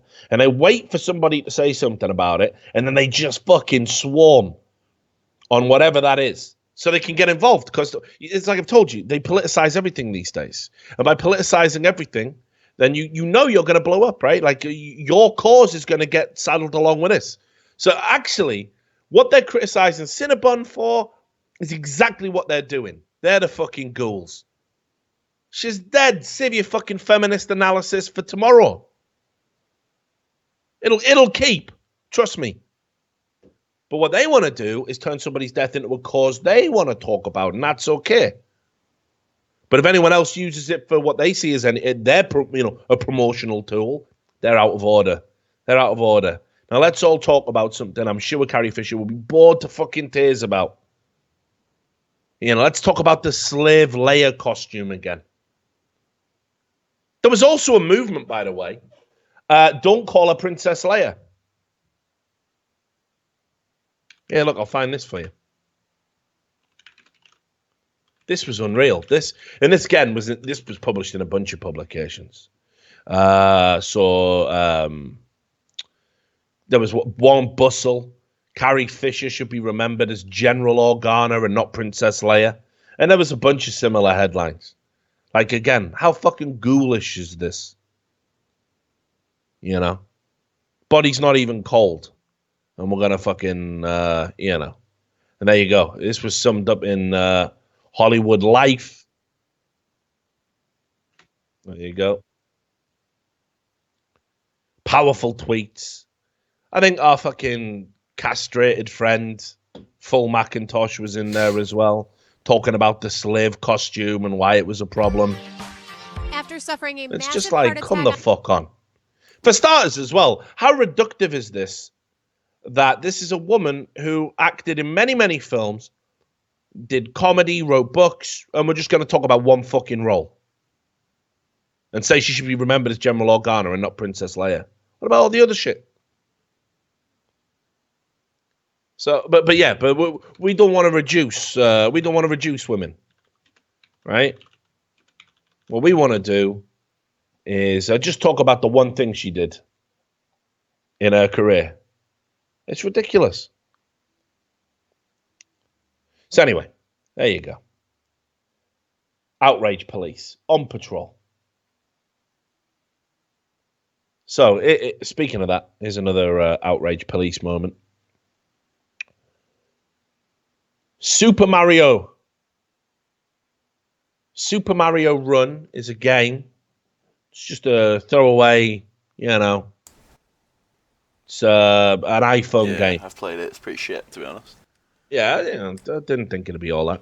No, it's not that good. Mm-hmm. What possible problem could people have with just Super Mario being on iPhone? Because all the other Super Mario games exist, right? They're not going anywhere. So what possible problem could you have? Well, there was a guy called, this is the fucking New York Times, by the way. Chris Sullentrop wrote an article. Super Mario Run's not so super gender politics. I've got to read you some extracts from this. It's not particularly long because it's almost as if this is the kind of shit you just bang out when you've got nothing else to write. Like when you're just out of shit and you've just got nothing else. Rescuing damsels in distress, sexist games, Gamergate. Just fucking the low-level hack bullshit that you just type up with a fucking hangover, desperate to catch a fucking deadline so you can keep your overpaid fucking job for one more week, Here you go. Talks about how it's the game that comes out, and he goes, unfortunately, despite Nintendo's history and reputation, Super Mario Run is not a family-friendly game. It's not a family-friendly game, apparently. Or at least not one my wife and I will be letting our 6-year-old daughter play. The game is rife with stale, retrograde gender stereotypes, elements that were perhaps expected in 1985 when the first Super Mario Brothers was released in the United States, but that today are just embarrassing. I bet your daughter has all the fun. You know what I mean? Yeah. I bet she just lives in a fucking candy land of imagination. Mummy, Daddy, can I go to Disneyland? I'm afraid you can't. It's a bit problematic. You know, what's problematic mean? Ah, well, you know, the company advertised to the Nazis, and you know, Mickey and Minnie. There's probably a domestic abuse thing going on there, and you know, fucking not Goofy. Is it Goofy? They got Goofy. Yeah. Right, Goofy. You know, they're mocking the mentally ill. You know, they're mocking the. And then Pluto's just a fucking dog for some reason. That can't talk, even though everyone else can talk. Doesn't make any sense. Yeah, he's got a developmental disorder, and everyone's laughing at him, and they even call him Goofy. Yeah, you know, you can't go. It's too problematic. And all the princesses that are in the movies, they're all victims of gender stereotypes. You don't understand that now because you're 6 years old. But let me just fill your head full of fucking shit so you're in therapy for the rest of your adult life. Bye. Bye. Now shut up. Here's a Christmas card I got from the Equality Institute. Merry fucking Christmas. Let your fucking kids have some fun. 6 years old and you're going to feed their heads with this shit? Why can't I play the new Mario game? You can't. You just can't. So, Super Mario Run begins, as does almost every Super Mario title, with Princess Peach becoming a hostage who must be rescued by Mario. Just before a ritual kidnapping, Peach invites Mario to a castle and pledges to bake him a cake. Upon her rescue, she kisses Mario. The game also includes a second female character, Toadette, whose job is to wave a flag before and after a race, like a character from Greece. Right? By failing, you love this. You love this shit, don't you? You fucking love this shit. It's even better if you imagine him when he's writing it that he doesn't want to write it, or like you were saying, like he just has to. Like he's like, oh, what am I doing to myself? Why? By failing to update Super Mario for a contemporary audience, Nintendo is lagging far behind the Walt Disney Company, one of its closest American analogues. Disney's film Frozen subverted and reinvigorated the fairy tale princess movie. The Force Awakens gave us a female Jedi. Super Mario Run doesn't even try.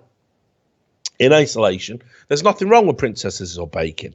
My daughters love those things too. Yeah, when you let them do it, I bet. Like, yeah.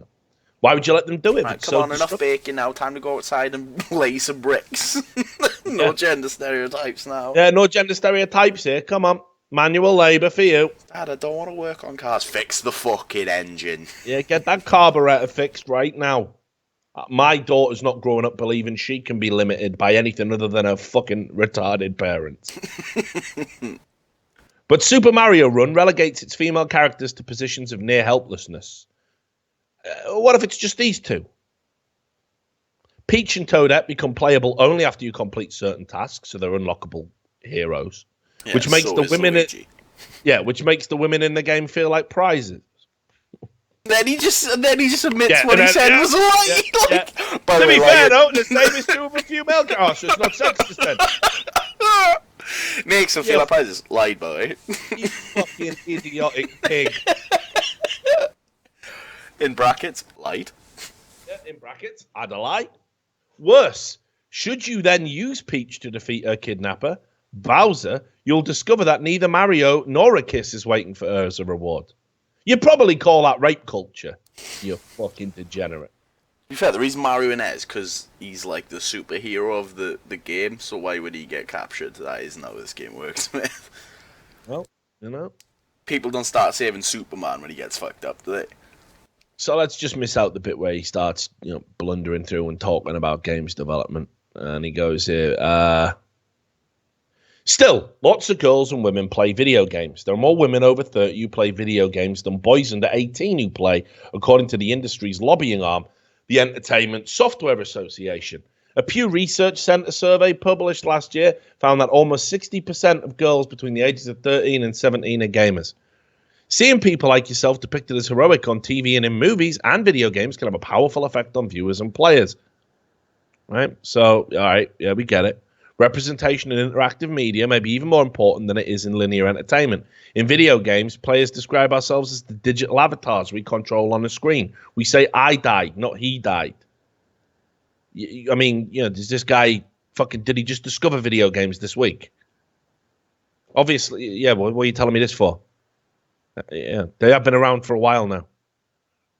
This sense of identification gives video games an enormous capacity to create empathy for other people.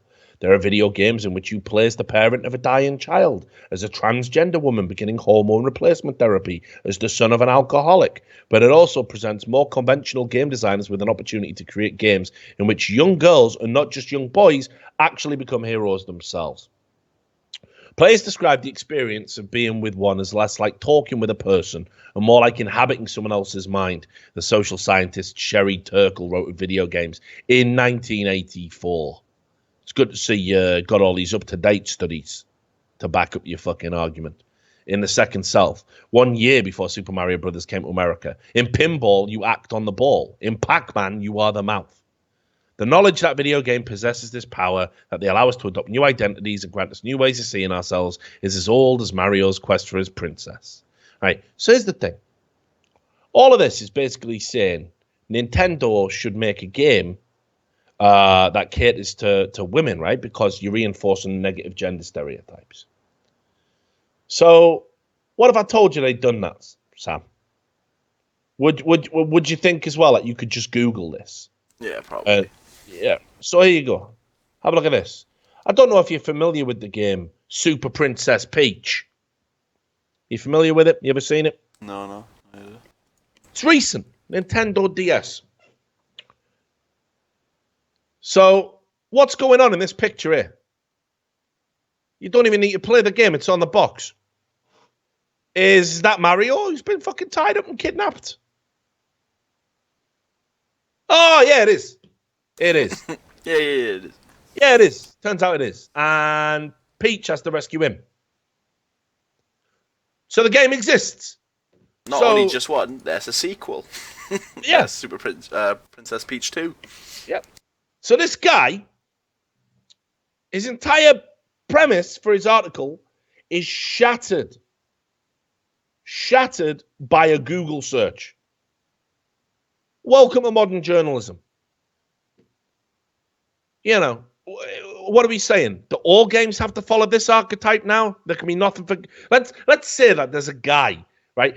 I'm telling you, when I was a kid, when I played Mario Brothers, it wasn't going through my head, right? Got to rescue the women in this game because women are property and they're incapable of looking after themselves and they need a big, strong man. I'm just playing a fucking computer game. I'm a kid. I'm not thinking any of that shit. Same as, when I played Tomb Raider, right? I wasn't thinking, wow, this is a strong woman that needs no man in her life. So, she's a feminist icon. It's just Lara Croft. It doesn't enter my mind when I'm playing the game. What enters my mind is the game good or not? Now, it turns out this game's a piece of shit. The only publicity it's actually going to get is because fucking, people like this are going to write articles about it. And he wasn't alone, by the way. Multiple people wrote articles about this. Again, because it's the echo chamber. It's like one person comes up with the idea to talk about the game, and then other people like, oh, well, he's talking about it, so we better talk about it. What's happening in progressive politics this week? And it's just a fucking swarm to virtue signal or the one issue, whatever's popular that week. But there's a bunch of games. Princess Peach has been like playable characters in loads of fucking Mario games. In Mario Kart, she's not fucking stood waving the flag. She's driving a fucking cart. She's rescued fucking Mario a bunch of times when he gets in trouble. It's ridiculous. Can't even believe that you would take the time to write about that and say you're going to prevent your own daughter from having fun just in case, Anyway, there's a bunch of other stuff, but I'm looking at the time and we're coming up to our allotted amount. So we'll save some of this for another episode. But here's something I wanted to definitely get into. Huffington Post, of course. Right, which, as I said, give it another 5-10 years, there'll be a movement where it's being in possession of testosterone will be a crime. It'll be a controlled substance. Right? Micro-cheating. Have you heard about micro-cheating, Sam? No. It's basically not doing whatever your girlfriend says. That's the summary. as I understand it. So have a look at some of these rules. It's 33. So there's material for days here. Right. What constitutes micro cheating? Right. So micro cheating, by the way, like I say, is just, you don't actually cheat, but what you're doing is somehow wrong and outside of the confines of a relationship, as dictated to by fucking third wave feminists, I presume. Right. 1, this is cheating. Reaching out to a girl who's just a friend for a recommendation or advice on an issue he can easily Google the answer to. So if you ask a woman's opinion on something, if you want to get information from a woman, which I'm being told is what we're supposed to do to stop us mansplaining, if you do that and you have a girlfriend, you are micro cheating. I mean, feel free to chime in anytime you want. We got 33 yet, mate. I'm saving. You're saving. You're building up, right? Yeah. You're about to... Giving a waitress or a bartender a big tip because she's hot. Aff. She's just wrote the big aff. Yeah, aff. That means as fuck. Yeah, as fuck. Aff. She's hot. Aff. Yeah, this is an article you're writing, by the way. I don't know if you noticed. Maybe use full words.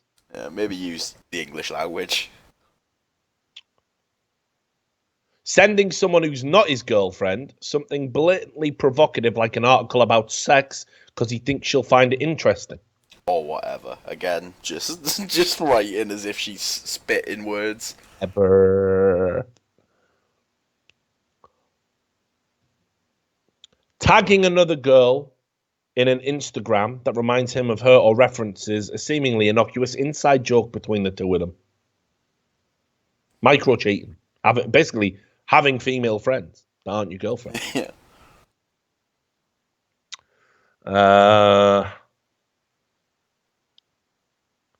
Confiding in or venting to someone other than his girlfriend when he's feeling emotional. Micro cheating. Maybe because you talk like this, he wouldn't tell you. Yeah, he has to do everything you say. How dare you be sad without me telling you to be sad? Right, that's it. Give me that last ball. No, I'm taking that one and all. I mean, where does she even get this thing from? Look at number 13. What guy does this? Closing his eyes when he needs a minute to escape and daydreaming about the girl he's crushing on because she's his opium of the... What What is that? Where's that come from? And how do you even know if that's happening? It's just the great fucking Karnak. She can fucking read minds. I'm like, what the fuck? What the fuck is that? Number 14's good one. It's just whenever you tell someone that isn't her, you had good news. Yeah, cheating. So... Yeah, when something awesome happens to him and he chooses to share the good news with another woman first, cheating. Yeah, right. I'm sure no. We need to analyze the shit out of 13 because this just shows that first of all, this may as well be called 33 ways in which I am insecure. Yeah, 33 reasons I'm mentally ill. Yeah, 33 reasons I'm massively insecure and single, right? Guys don't ever do this. You know how men and women do have fundamental differences, and it's okay to talk about it if you're a feminist, but it's not okay to talk about it if you're a guy. Guys don't close their eyes and daydream about their crush or whatever the fuck. They just don't do that. Or it's not typical behavior. Have you ever done that, honestly? No. You're just there. Just give me a minute. I just need to escape. She's my opium. Yeah. No one else closes their minute. The thing is, for starters, it's nothing for you, because opium is your opium. Yeah, exactly. Can I just have the opium? Yeah, I've just got opium. I don't need a daydream. I'm just going to fire up the crack pipe. Let me just escape real life. I'm just having an escape. Let me just escape reality. Let me go in this think tank. Lock me in. Let's have a look. Going out of his way to do something nice for someone who's not his girlfriend. Common human decency is cheating. It's cheating. Telling another girl he's thinking about her on a day that's not her birthday or a holiday. Thinking about someone else, cheating. Yeah. Worst yet, I mean, this is worse apparently. Texting her good morning just to say good morning. Again, courtesy, cheating.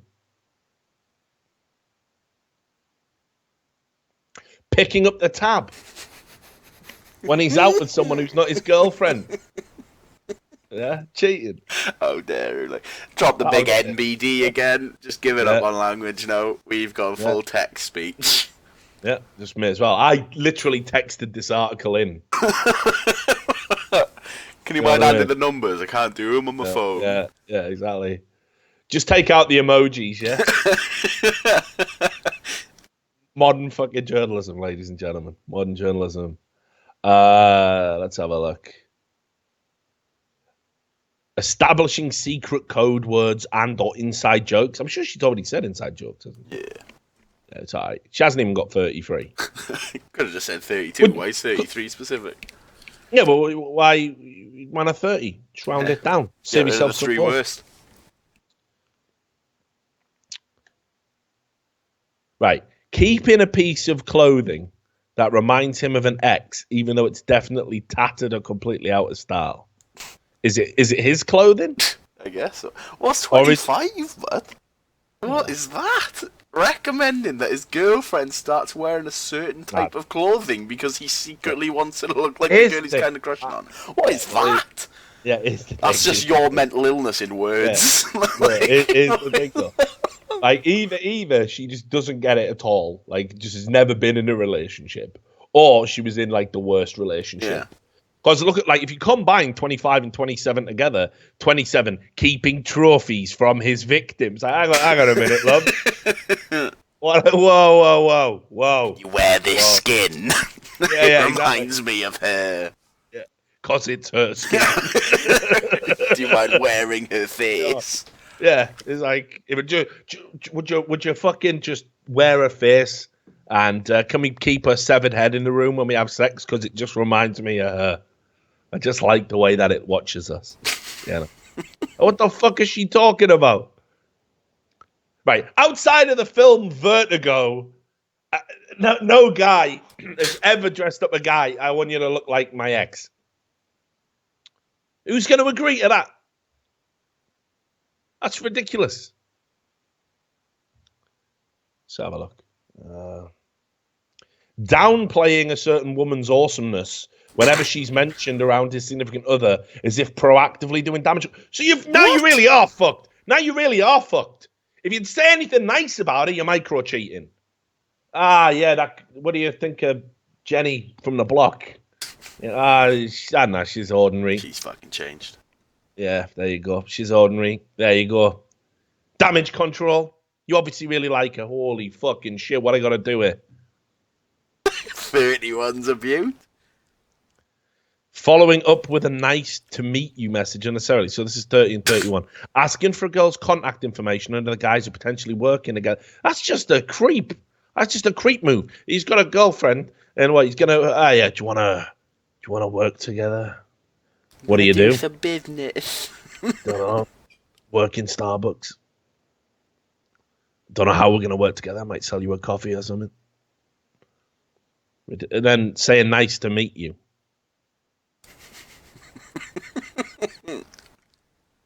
Mindfully leaving his wedding ring at home when he heads out with the boys. Not because he wants to get lucky, but just because he wants to feel that it's in the realm of possibility. That's the only actual one on the list, actually, to be fair. Well, no, but here's the thing. Like, what's that got to do with the rest of the shit? Yeah. No. Like, you know, this is what no one ever talks about. You know how, like, we don't like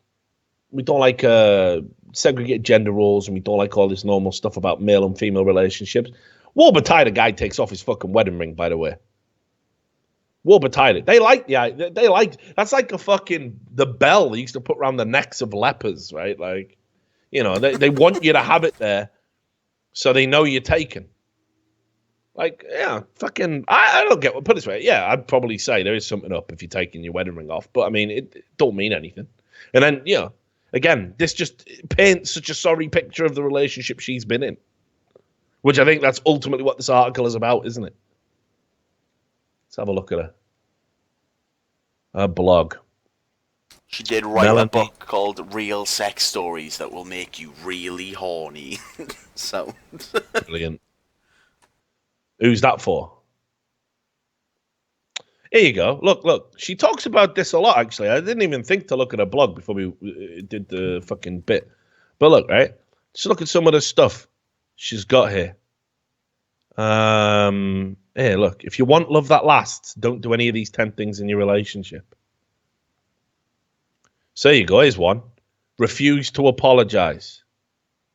So don't refuse to apologize. Just say, I'm sorry. Sounds like the guy who was with her, he's got to apologize all the time for 33 different fucking reasons, which don't make any sense. Jesus Christ. She just had some bad times, dude. I think that's all it is. I think she just got... who hurt you? Oh, micro turn-ons. Oh, nice.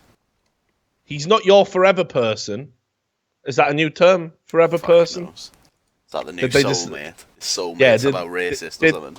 Did they decide significant other was too problematic? God, this is pretty sickening. Like, again, this is the thing. People have such a fucking unrealistic expectation about relationships. Look at this. He's not your forever person if, when he winks at you from across a room, your heart melts a little. Trust me. Have you ever seen couples who've been together 20, 30 years? Fuck you winking at. Yeah. Have you got a lazy eye? Can't afford to go to the hospital anyway. Relationships, you have to put a lot of work in them. There's no fucking way. Couples who've been together 20, 30 years. I mean, you change, by the way. Yeah, it's great when you're 20-something and you're in shape and you're slim and you got all your fucking hair and you're in good nick and your hormones haven't fucking kicked in, hot flushes, whatever. Right? It's great then. It's great when you're both actually physically attractive. But that changes. Give that 10, 20 years. And yeah, unless you're some Hollywood fucking star or you got implants up the fucking wazoo, it's not going to happen. Like, the average person, you end up gross. And then, look, even if you're not gross in your 40s and 50s, come on, 60s and 70s, you're just not conventionally attractive. I know plenty of old people who still like the fucking stuff. I'm not talking about that. But come on. It changes. Your relationship changes. Human appetites. It's ridiculous. Look at that. When you hug him and he's super ripe because he hasn't showered yet, but you're unmistakably attracted to his specific stench. Yeah, I read that one already. So that's a micro turn on. I love it when I can smell his balls. Like, makes me moist. Yeah, that's unreal, that is. Like, when he accidentally drools. Again, she just had some bad She's dropped the aff again. She loves an aff. Like, she does love that. And again, look, she just likes smelly guys. 15, when he's dripping wet with sweat after an intense workout and he stinks like dirty gym socks. Fucking hell. Well, what mad fetish has she got? I'll tell you, I'd hate to see her down a fucking homeless shelter. She'd be fucking dripping. She'd not be able to control herself, mate. When you can't help but be attracted to that stench because, unfortunately, he's had to live on the streets. When you see his abscesses from injecting. Number 17, that is, man. Bring abscesses to the table. What's wrong with your brain? Like, what is actually wrong? Yeah, it's still more normal than it is, mate. We're talking about smells, though. Comes with territory, mate. Comes with territory. Yeah. No. Have you been to an homeless shelter, mate? I've seen an abscess or four, mate. No, I'm talking. Yeah, but come on, fucking abscesses. What's wrong with you? Not abscesses. Yeah, well, yeah, you haven't got that. I haven't got that. So, go on. We'll do one more. So here you go. NBC News. This is the University of Kansas. Again, more university madness to end the show on. They have been offering buttons that you can wear that has your pronouns on. And you'll notice deliberately in the picture, of course, they've picked out the normal ones, the ones that are actually words in the fucking English language. What you've got here, the problem is, it's been reported, they've ran out of buttons because there's too many. They can't keep up with the demand for all the ridiculous fucking pronouns. Right? And look at this. There's a sign at the library. It says, gender itself is fluid and up to the individual. Each person has the right to identify their own pronouns, and we encourage you to ask before assuming someone's gender. Pronouns matter. Misgendering someone can have lasting consequences, and using the incorrect pronoun can be hurtful, disrespectful, and invalidate someone's identity. Yeah, all of that might be true, but then you can just get over it, can't you? Maybe? No? I don't see how that has lasting effects. Well, it's like I told you when I talked about it on the show before, and I accidentally said, thanks a lot, brother, to a woman when I got out an Uber. And it's just because I was tired. My brain wasn't fully... Man. Yeah, I didn't say that. Cheers, Chief. Yeah. Cheers, boss, man. Yeah. You know, Chief might have happened as well. I say Chief a lot. Generally, I reserve Chief for people in, authority, and brother for everyone else. Above you. Oh, guys, obviously. I don't really have an equivalent for women, but occasionally the old brother might slip out, What's up, brother? What happens then? You get. But anyway, so yeah, they've literally started running up, and they've not been able to keep up with demand for all the different combinations of fucking pronouns. What a fucking waste of money. At a time when, academic institutions are feeling the squeeze, think about all the books you can put in place of these fucking badges. It's ridiculous. It's just indulging fucking narcissism. It's so ludicrous. But yeah, so they're just pissing money away. So, right, go on then. One more. Resist Media, because I like this. Right. So Resist is a retarded publication. Obviously, just never picked it. It's called Resist, for fuck's sake. Just look at it. Resist. What are you resisting? Things. How are you doing it? Writing angrily. Yeah, writing pithy little blogs about things that aren't real. Brilliant. So you can see here, when people think of white supremacy, but the headline is 4 ways you, as a white person, can reduce your complicity in white supremacy. Because if you're not fighting white supremacy as a white person, you're supporting it. I mean, that's definitely not true, is it? I mean, what if I'm just doing neither? Or what if I just think it's, I know it exists. I know some people believe in white supremacy, but I think they're morons. And I just ignore them, and I just go about my day. Well, apparently I'm supporting it. I'm a supporter of white supremacy, according to this article. When people think of white supremacy, they think of Nazis. I mean, yeah, you guys do throw that term around a lot.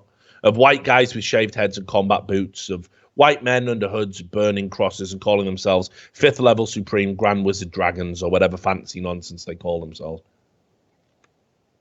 They are part of white supremacy, but they're not what keeps it alive and well. The complacent attitude of good white people is what really keeps white supremacy going. So again, white supremacists don't keep white supremacy going. Non-white supremacists who happen to be white keep it going. It's me and you, Sam. We were the problem all along. All right, sound. Yep, we were the problem all along. People tend to treat racism like it's something that will solve itself. Definitely will. Either it will die out or be snuffed out by changing times. But that's not how it works. All right? I guess you've got it nailed then. I guess that the belief that it is going to die out, which on a long enough time scale it definitely is, no belief system endures forever. But that's not how it works, apparently. So all of history is wrong. White supremacy is a cultural system that benefits whiteness. As such, unless you actively fight against it as a white person, you're complicit in it. This may not seem fair. After all, white reader, you probably aren't burning crosses or ripping off hijabs. I mean, turns out no one's doing that. No one is, man. So there you go. It gives you a 4-point program, right? And I'm not too interested in number 1 because it's just like address your bias. So you have to accept that as you're white, you have an inherent bias to white people, whether you do or not. You just got to accept that, right? So, and they use this example here. It's no accident that most people are quick to accept that a black man killed by a policeman was a criminal. It's not because they viscerally hate black people. It's simply internal bias at work. Well, I think the same if they shot a white guy. Yeah, why is the police anyone killed by police, I assume, is a criminal at first. Yeah, Otherwise, I fucking hope so. You know, why is the police killing them otherwise? It's got nothing to do with race. It's more about the fucking uniform. So there you go. Number 2. Accept that you are not the authority on racism. Never said I was. You are apparently. Yeah, you are like. Because you are not a person of color. You have no idea what it is like to be a person of color or how minor events play out on a larger scale in our lives. You have no capacity to tell a person of color what is or isn't racist because you literally have no idea what you're talking about. I repeat, you cannot tell a person of color what is and isn't racist. You don't know what you're talking about. If you are white, you benefit from the things that oppress people of color. And you've been conditioned to see these things, save for the most heinous acts of violence, as normal. You probably wouldn't paint the N-word on someone's door. Definitely right. I wouldn't. Turns out some white people would. Liberals mostly. Paint it on their own door and then call the police. People who write these kind of articles, of course. Yeah. But you probably wouldn't care or find it strange that all the ethnic hair care products are under lock and key at Target. In fact, you might find ways to excuse it. That's white supremacy. Right, well, first of all, this might surprise the writer of this article. I don't really buy a lot of hair care products anyway. Obviously, I don't buy ethnic hair care products, so I've never noticed that. And if that's true. But here's what I do know about how shops operate. They put all the items that have the highest number and being shoplifted and the highest value under lock and key. They put condoms under lock and key. You know, I bought them. I bought rubbers. Stop showing off, man. No, you haven't. I know. I don't use it. Just put it on my head, like. Inflate it on my nose. Yeah. I do that. Bit of condom flossing and then my longest year boy ever. A new YouTube series is coming out. Can't wait. Right? But, yeah, so booze is under lock and key. Because people are likely to shoplift it, right? Like power tools. You got, the power tools that they have there are under lock and key. And there's a bunch of stuff under lock and key. It's not fucking racist. It's not like they said, yeah, bloody hell. Let's have all of the normal beauty products over here, right, that aren't ethnically specific. Let's have them completely open and available to be stolen. But these ethnic hair care products over here, we better be careful because, them ethnics are more likely to shop. And that's bullshit. I went to Superdrug the other day and they had all the hair dye behind the counter locked up as well. Feminists are more likely to shoplift them. Obviously, that's what's about. It's just a dumb fucking point. And this makes you a poor candidate to understand issues of racism. I mean, that's the other thing as well, of course. The idea that I can't identify racism because I'm white. Like, I don't even know what it looks like. I definitely do. I know when someone is being racist. I'm pretty confident about that. Look at this. If someone of color says that something is racist, listen to them. If you don't understand why, give it a Google and educate yourself. Give it a Google. So let's just say, for example, if a person of color says, I don't know, socks are racist. I just have to take that as absolute gospel, do I? Not just the ravings of somebody that might be a little bit oversensitive, Do not try to explain why the person directly affected by the racist words or actions is wrong. If someone slaps you across the face, they don't get to decide whether they hurt you or not. Definitely the same thing. Saying that something's institutionally racist to physical assault. Then it also says take it to the streets. So you legit have to you will find me in the streets. That's where I'll be. Riding around town with my hand on my head. What the fuck? Well, I gotta go marching for this shit. Like, I don't know, it's crazy. Like, everyone has to be an activist. And if you're not an activist, you're a racist. That's literally what this article is saying. Yeah, and obviously if I saw any fucking racism in front of me, directly in front of me, I would challenge it, of course. But, marching against Target because you think they're racist for putting hair care products behind closed doors under lock and key, I'm not going to do that. You go, you knock yourself out. You have it, that one. I'll be trying to do something of actual merit, if that's all right with you. It's ridiculous. And again, do not normalize white supremacy. And it peddles this lie again that there is a rise of hate crimes across the nation. Definitely isn't. Definitely isn't. As if there was, you guys would be accurately reporting it. And what I don't get is, why aren't these people, why aren't these people reporting about the people that diminish actual hate crime by reporting fake hate crime? They never speak up about that. How about that for an idea? Number 5, don't fake a hate crime against yourself, because you're actually preventing attention being generated and police resources being invested in investigating real hate crimes. How about that? You should fucking hate these people. They don't. They just put the fingers in their ears. La, la, la, la, la, la, la. It's not happening. Everyone's fucking racist. So I did enjoy that one. I think I saw that on my fucking Facebook feed. People retweeting that. I guess it's micro-racism or something. I don't know. Can't keep up with it, mate. And finally, to end the show, because that's a bit of a bummer. Check this out. This was, right, I mean, again, we're big guys. We're big, chunky men, right? Right. Fat studies, Sam. Right. Fat studies, all right? Sizeism is a health hazard. Okay? And I'll just read you what the abstract. This is a paper that's been published in the Journal of Fat Studies. Sizeism and stereotypes of fat people can have a negative impact on their physical health and well-being. Not being fat itself. Yeah, of course not. Disrespectful treatment and medical fat shaming. Medical fat shaming. What's that when the doctor says you need to lose weight or you will die?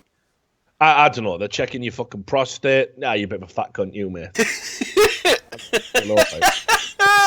If he did that to me, I'd start pushing back. Creep him right out. You think that anyway. When they have to fucking get a special tool to find your hoop. Yeah. Keep sliding back on it. Right. Medical fat shaming in an attempt to motivate people to change their behavior is stressful and can cause patients to delay healthcare, seeking or avoiding interacting with providers. So, you've been to the doctor recently? Yeah. All right. Super recently, but yeah. Here's the first thing any doctor will tell you. They ask you some basic questions. How much do you drink? Do you smoke? And they'll weigh you. And the reason for these 3 things isn't shaming or their prejudice or they've got like some sort of inherent biases that they want to fucking foist on you. It's because the trifecta of alcohol, smoking, and obesity cause more fucking diseases than all the other shit combined. The super rare environmental cancers, things that can't be explained, the childhood leukemias, they're super fucking rare. Meanwhile, liver disease is up, heart disease is up, diabetes is up. That's because we live, we're all self-medicating all the time because the world's fucking pretty bad. So we just pump ourselves full of whatever we need to do to get through the fact that we're just, working ourselves into fucking early graves and not leading fulfilled lives. So the doctor will address this and say, do you know what, Richard, mate, maybe drinking an entire bottle of bourbon in a fucking 3-hour unfiltered show isn't a good idea. Maybe you might want to stop that or you're going to kill yourself. He's right. I should stop that. Maybe if they say to you, Sam, come on, mate. 14th just eat of the day. Yeah, maybe knock the Chinese on the head. Have a salad. Eat some kale. You know? Is he shaming you? He's a doctor. The first thing they do is, cause no harm. They're there to fucking look after you. The assumption that weight is responsible for or related to almost any presenting complaint has resulted in misdiagnosis. Very rarely, I imagine. And keep in mind, when you go to a doctor, you're going to get misdiagnosed all the time, by the way. That's par for the course. Diagnosis is a process. Has no one watched House? House is considered a legendary diagnostician. How many times does he misdiagnose people? Per episode. Oh, but that's TV. Look, there's that saying, isn't it? If you hear the sound of when it comes to being a doctor, if you hear the sound of hooves, don't think zebra. Yeah, well, you would think horse, right? So, and that's what they do. They go for the most likely outcome. Yeah, in some cases that might mean we missed a disease. Sorry, now we're treating it. Whoops, too late. That's just the law of averages. Doctors can't get it all right all of the time. It's unreasonable to expect that. But the idea that if I say, look, you have a disease, you have complaints, you have symptoms that are linked to somebody that is carrying too much weight, please lose that weight. And then it turns out, I don't know, it was something super rare. Come on, be fucking reasonable. Recommending different treatments for patients with the same condition based on their weight, e.g. weight loss for fat patients, CAT scans, blood work, or physical therapy for other patients is unethical and a form of malpractice. They're saying it's malpractice. If I tell you to lose some fucking weight, or I give you a bunch of scans based on the fact that I think this guy's probably got heart disease, actually, because look at the fucking state of him. That's doctor malpractice. As if I sawed you up. Too nice. Yeah, as if I fucking sawed you up with a pair of scissors in. That's malpractice. If the doctor sends all the nurses out when you're on the operating table and fucking teabags you, that's fucking malpractice. Takes pictures of your fat naked body and puts them on your Twitter for a laugh. Joins the fucking stretch marks with a pen. Takes a photo of it and uploads it. Malpractice. What the fuck is this? So anyway, this article wants better training for healthcare providers and empowerment of patients. So, I mean, again, we live in this world where, the body acceptance movement was for people who had been horribly disfigured, been born with genetic disorders that make them look, abnormal, people who've been, maimed, right? That's what the body acceptance movement was for. It wasn't for people who fucking eat too much. Never was, by the way. And now we're going to attack medicine, again, science, because, fuck it. I don't want to be told that my health problems are probably because I'm fat when I'm fat.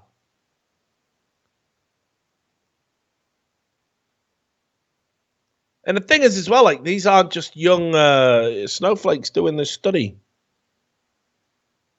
If you look at the author information, one of the people doing this is the class of 1943.